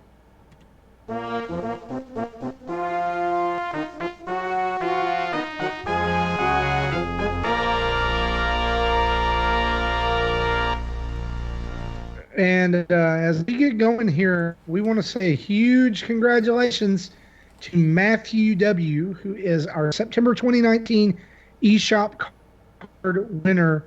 You just won $25 in eShop card credit straight from the dads right to you. How do you win this? You just be a patron. That's it. That's it. That's it. Every month we randomly draw one patron's name, and we give you eShop stuff. We give you credit. Why? Because we love you. That's why. Yes. Thanks for being part of the community. And stay tuned because we're behind. That means next week we'll draw for October's as well, and we'll announce that got on a next couple week's weeks. show as well. Yeah. Just in time for Luigi's Mansion. One email this week and some voicemails. We'll get to those here in a minute. But this email comes from Turtle, TRTL. And here's what he says. I've been listening to your show for about a year now. I work overnight, so it's always nice to have good content to listen to. So when your podcast hits, I know I'm in for a good night. Thanks for the laughs. I've always been a Nintendo fan. Love my NES and Game Boy. Still have many of my NES cartridges. Looking back, I remember giving games to friends never to see them again. At the time, it wasn't a big deal, but now in this age of nostalgia, I miss those games. One in particular was Pinball Quest. In it, you guide the protagonist, a ball, through the castle to save the princess. It was a weird but fun game, and I regret letting it go.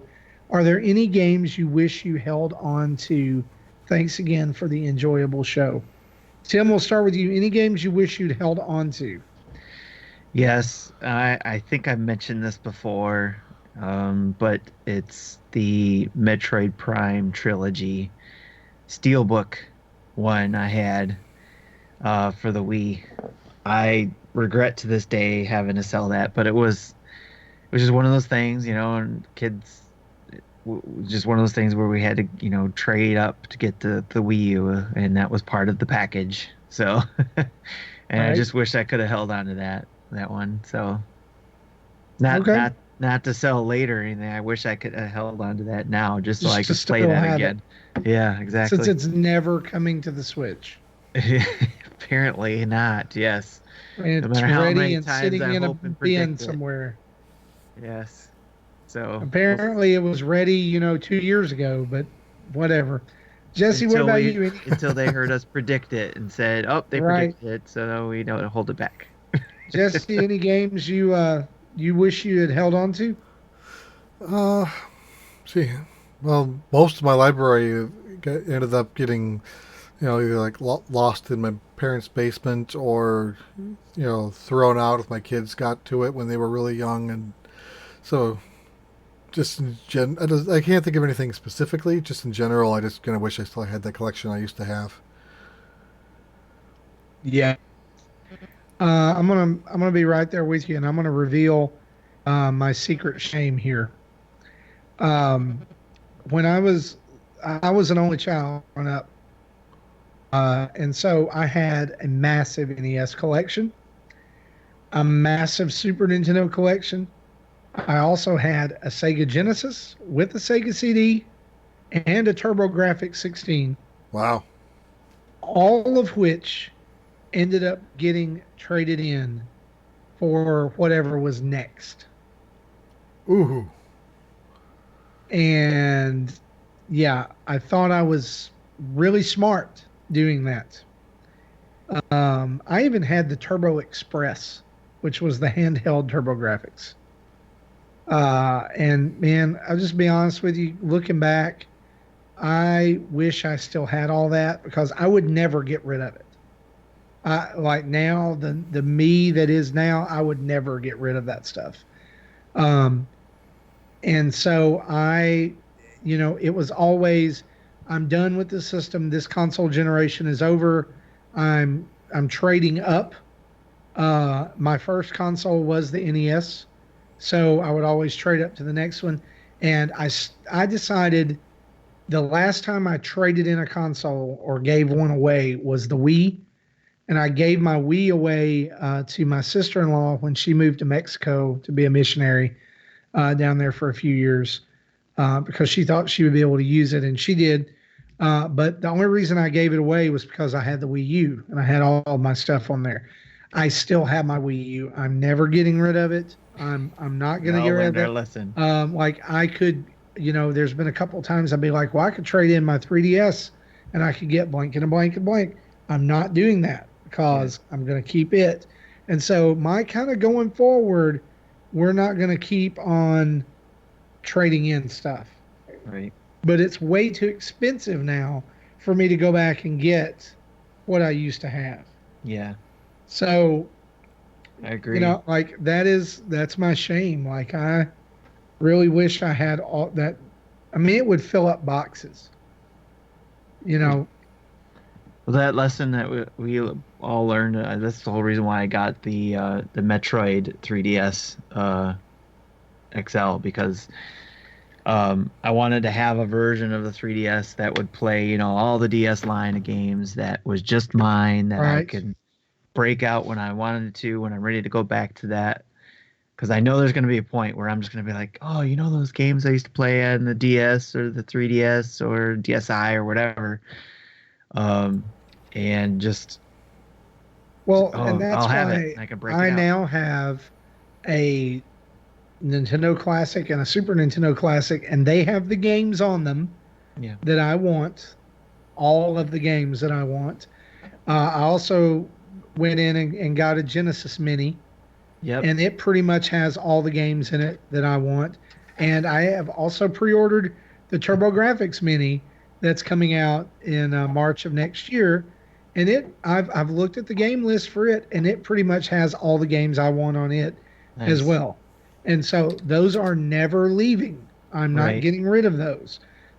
So I mean, they'll eventually just break down, I guess. I don't play them that often, but it's cool to have them.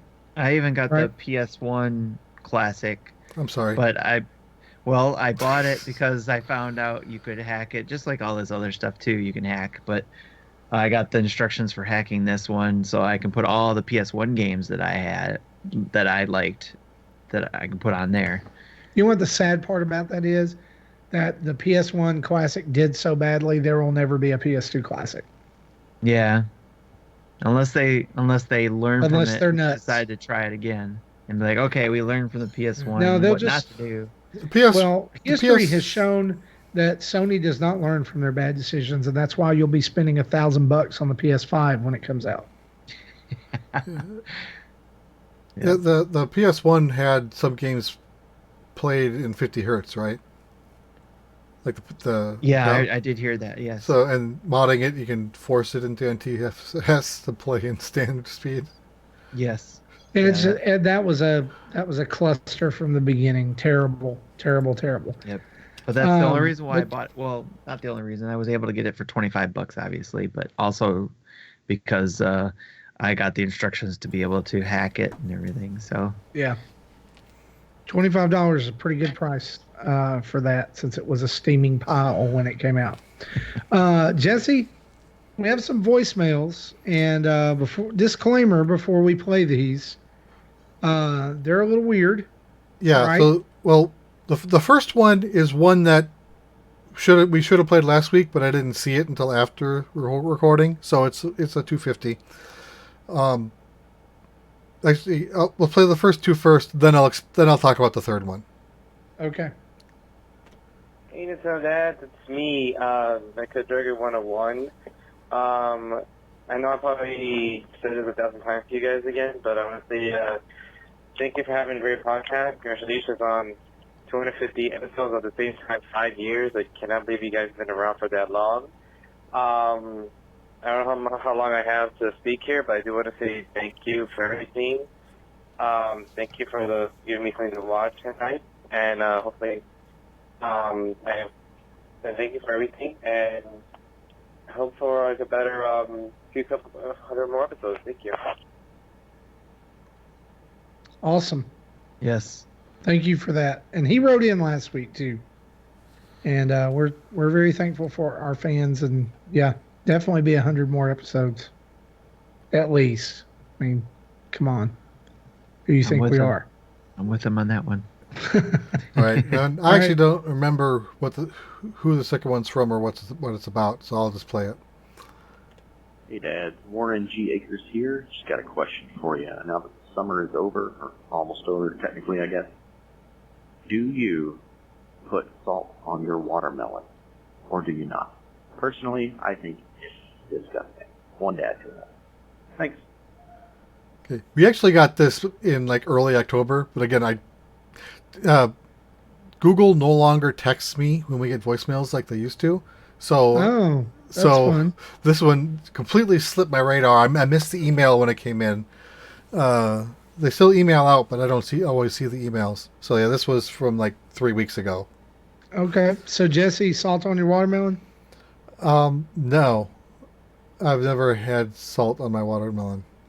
Of course, now I don't even eat watermelon because of the sugar content. Yeah. And doesn't is not compatible with my diet. But yeah, when I did Okay. eat watermelon, no, I did not salt it. Tim, salt on your watermelon? Never heard of it, but I'm willing to try it. Yeah, it's a thing. I don't eat watermelon I imagine it's a regional because thing. I think that watermelon flavored anything, even watermelon, is disgusting. Yeah, my I wife don't would even like agree the with you smell on of that. watermelon. My wife would agree with you on that. Yep. She hates My, that. my wife feels that way about bananas. Like Okay. banana smell, banana flavor. See, that's the thing I miss the most, I think, since going on this diet is no bananas, because I love bananas. I would make smoothies and put a banana in there, but I can't do that. Well, at least you're still bananas. You know. All But right. yeah, I mean look, we will answer questions like that. We're not afraid. Yep. We're not afraid. Now we're watermelon dads. And Thanks for that I'm willing to question, try Lauren. it. I'm willing to try Tim's it. gonna try it and he's gonna make a video of it. So like I'm gonna make that If I can Impossible find a Whopper video. watermelon. My kids I can keep find a reminding me of that too because I Yeah, told them about Not the Impossible not exactly Whopper. in and season. Right. I told my kids about the Impossible Whopper thing. They're like, "When you gonna eat it, Dad? When you Yeah. gonna eat it? You gonna go get one today?" And I'm like, "I don't know, because I hate Burger King. Burger King's crappy." Sounds like an extra life skit. Yeah, it does. Trying the Impossible Whopper. I asked my son, I was like, "You gonna eat it?" He's like, "Heck no." Well, there you go. Chat asks sugar on tomatoes. No, I've never heard of that. I- And I don't I- eat tomatoes. I grew up. We grew our own tomatoes, and my mom would put sugar on them. So yeah, Interesting. I don't do it. Okay. I wouldn't do it anymore, but definitely I did when I was a kid. Yeah, one that kind of you just reminded me of is my great grandma Alf showed me putting sugar on coleslaw. That's And new. I never heard that before either, but she did it. But I never tried it either. So Ooh. I just thought that was Ooh. interesting. It's like she put sugar on coleslaw. I just Ah. found that interesting. Yeah, well, let me hit you with a real Southern one. Some people down here put butter on crackers, Oh yeah, we do that. up and you here, know too. what? It's really good, but it's Yeah. also really terrible for you. It's bad It's for like you. cholesterol in your hand. That's the grandma thing that my mom does for my kids. Whenever they're over and they want a snack, my mom is like, Butter up some "What? crackers. You want some crackers with butter on it?" And they love that. They love it. Awesome. So Jesse, this last voicemail. Okay, This so- This one, I think we got voicemail bombed again, because I woke up one morning and I saw like 7 voicemails, but most of them were just one word, and the way they organized, and it was from 7 different numbers, because I get the Annie of the number when they send it, so they did it in order of, like, I imagine they wanted me to concatenate them all together as one message, and that's what I did. So you'll hear what that sounds like. But they sent it to me in order, so to make a sentence. Okay. Hello, Nintendo Dads. This is Polybius. Question for you this week. What is your favorite video game?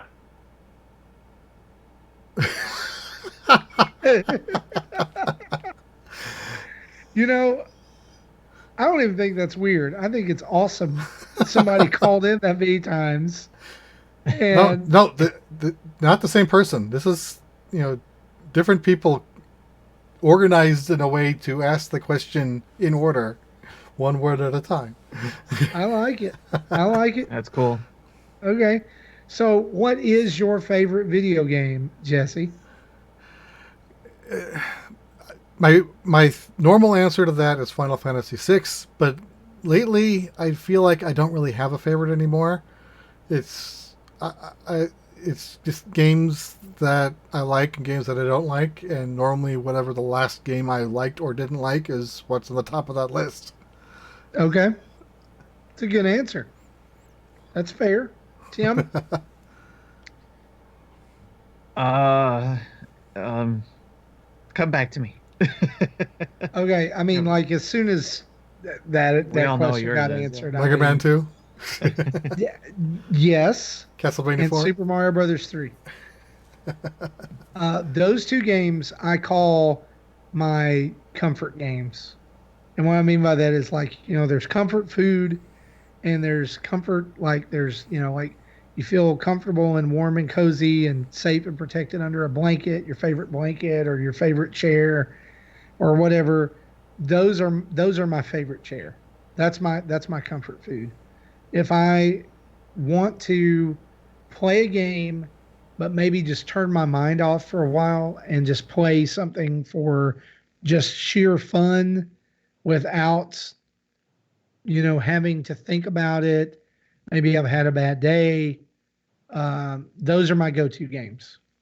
I'm going to put on one of those two games and go for it. But now my favorite, like I have a top five like favorite games, and those two are in it, and Undertale is in it, and that's like I can't think of a game like recently that I have loved as much as Undertale, and that's why like it went in that list. But I would say Final Fantasy 2, which would be 4, is also in that list. I do love 6. I've been wanting to replay that one lately. I do love 6, but like Final Fantasy 2 for Super Nintendo was like the very first role-playing game that I ever made it all the way through. And so it'll always hold a special place in my heart. And it like made me love the Final Fantasy series.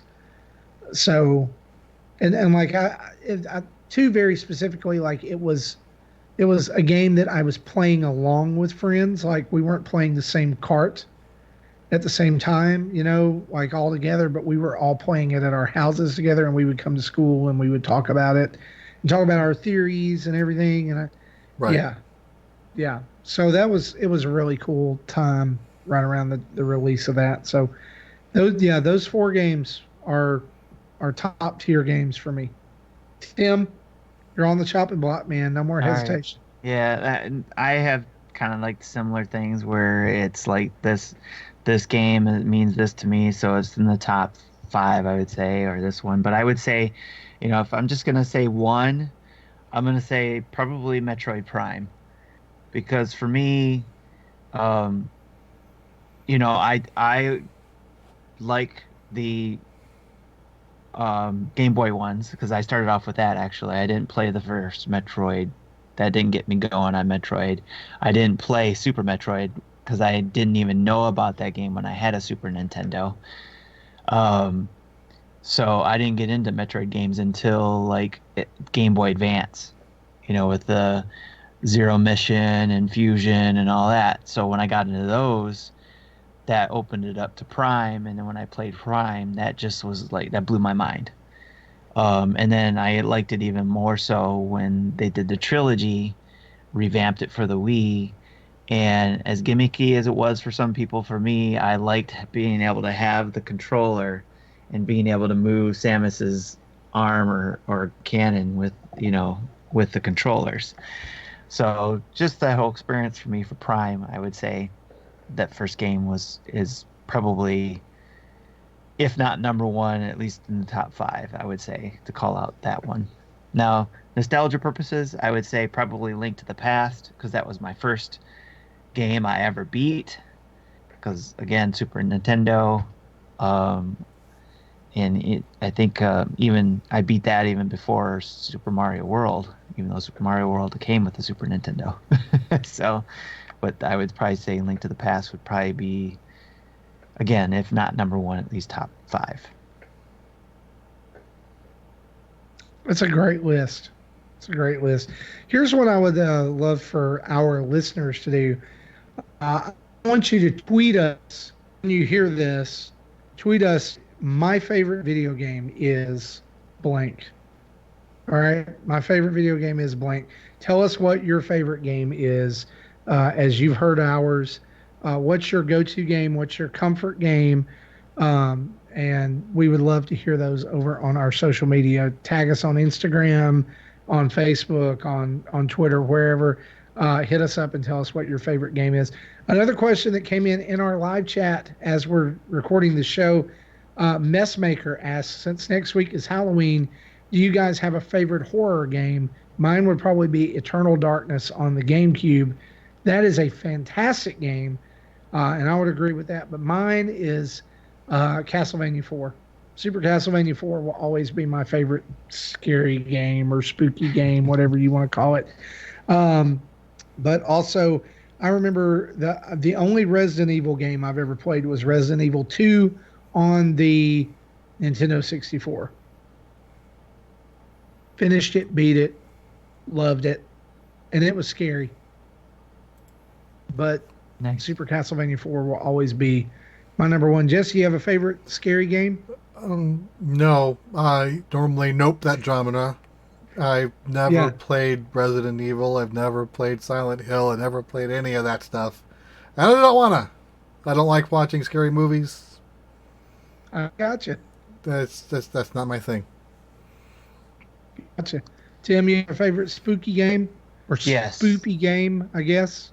So again, I was very limited on the Super Nintendo games I could play, so I was not aware of Castlevania 4, or at least if I was, I wasn't able to get it. So I didn't start getting into Castlevania games until GBA days. So I got like what was it, Dawn of Sorrow or something like that, or Circle of the Moon, one of those games for the Advance, and then really got into it at the beginning with the DS as well. So those Castlevania games for me were great. But a game that a horror game, or at least a scary game, I think at the time, I think it would have been, and I'm trying to remember the name of it, but it was for the PS1.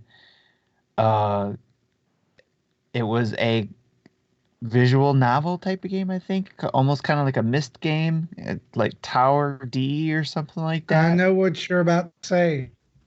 Yeah, I can't remember the exact title. I think it was. Was it for the NES?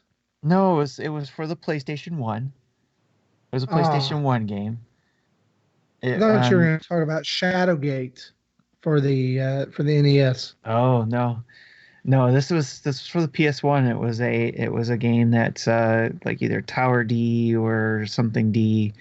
I have to look it up, but yeah, it was pretty creepy to me when I played it on there, but I enjoyed it. It was first type of game, first time I played that type of game was on that PS1. So Okay, so I'll look it up and see what that title was.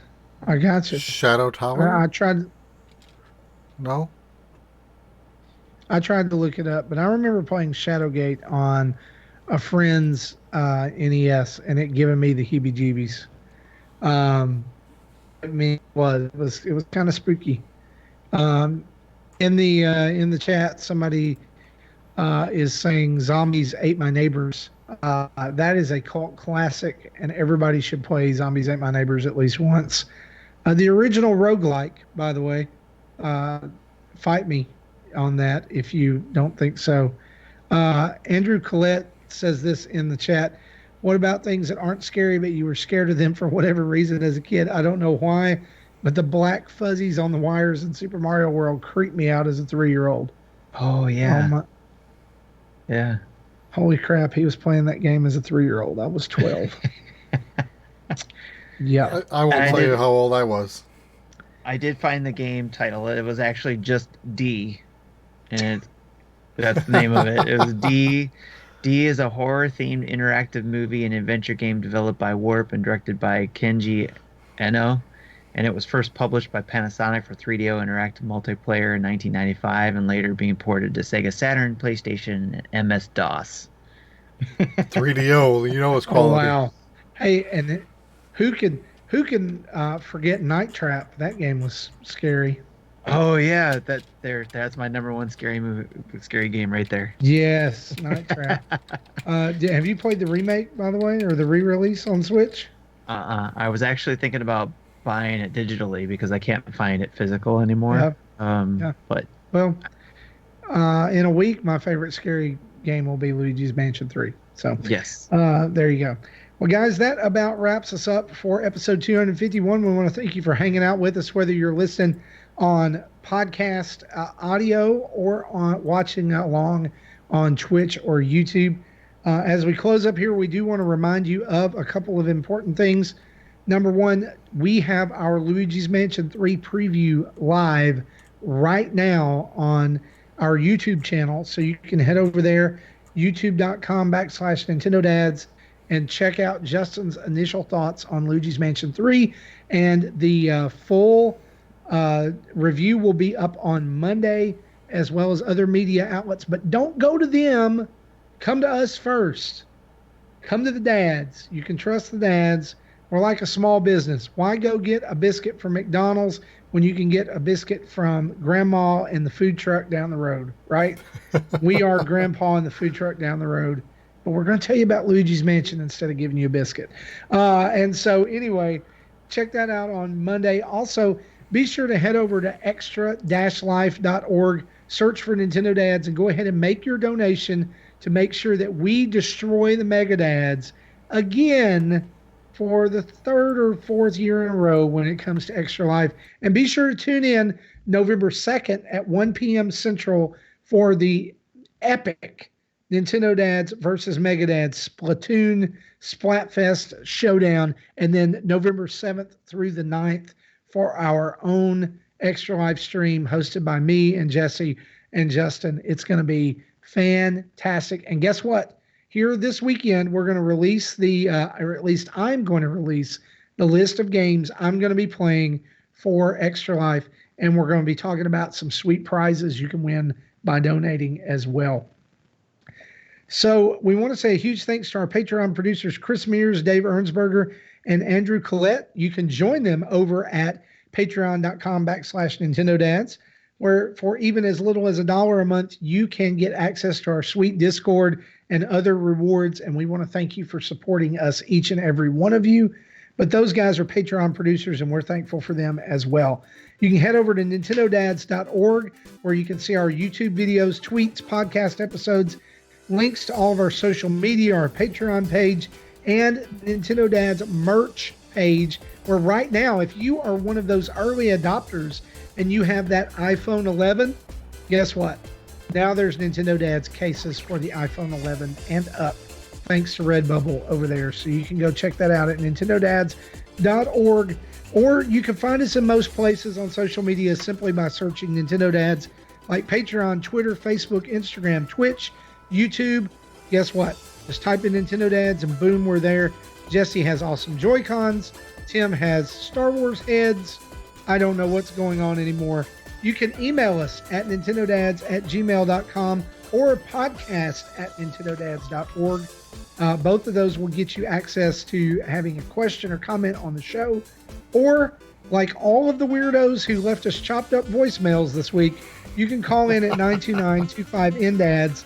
That's 929-256-3237 for all of your voicemail needs. We want to say big thanks to OC Remix for the music used throughout the show, and Adam Leonard and Carter Johnson for all of their sweet artwork for us.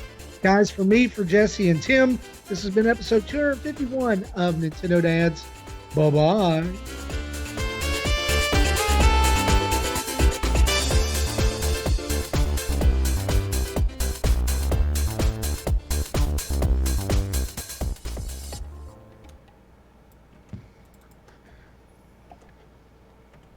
Thank you for listening to Nintendo Dads.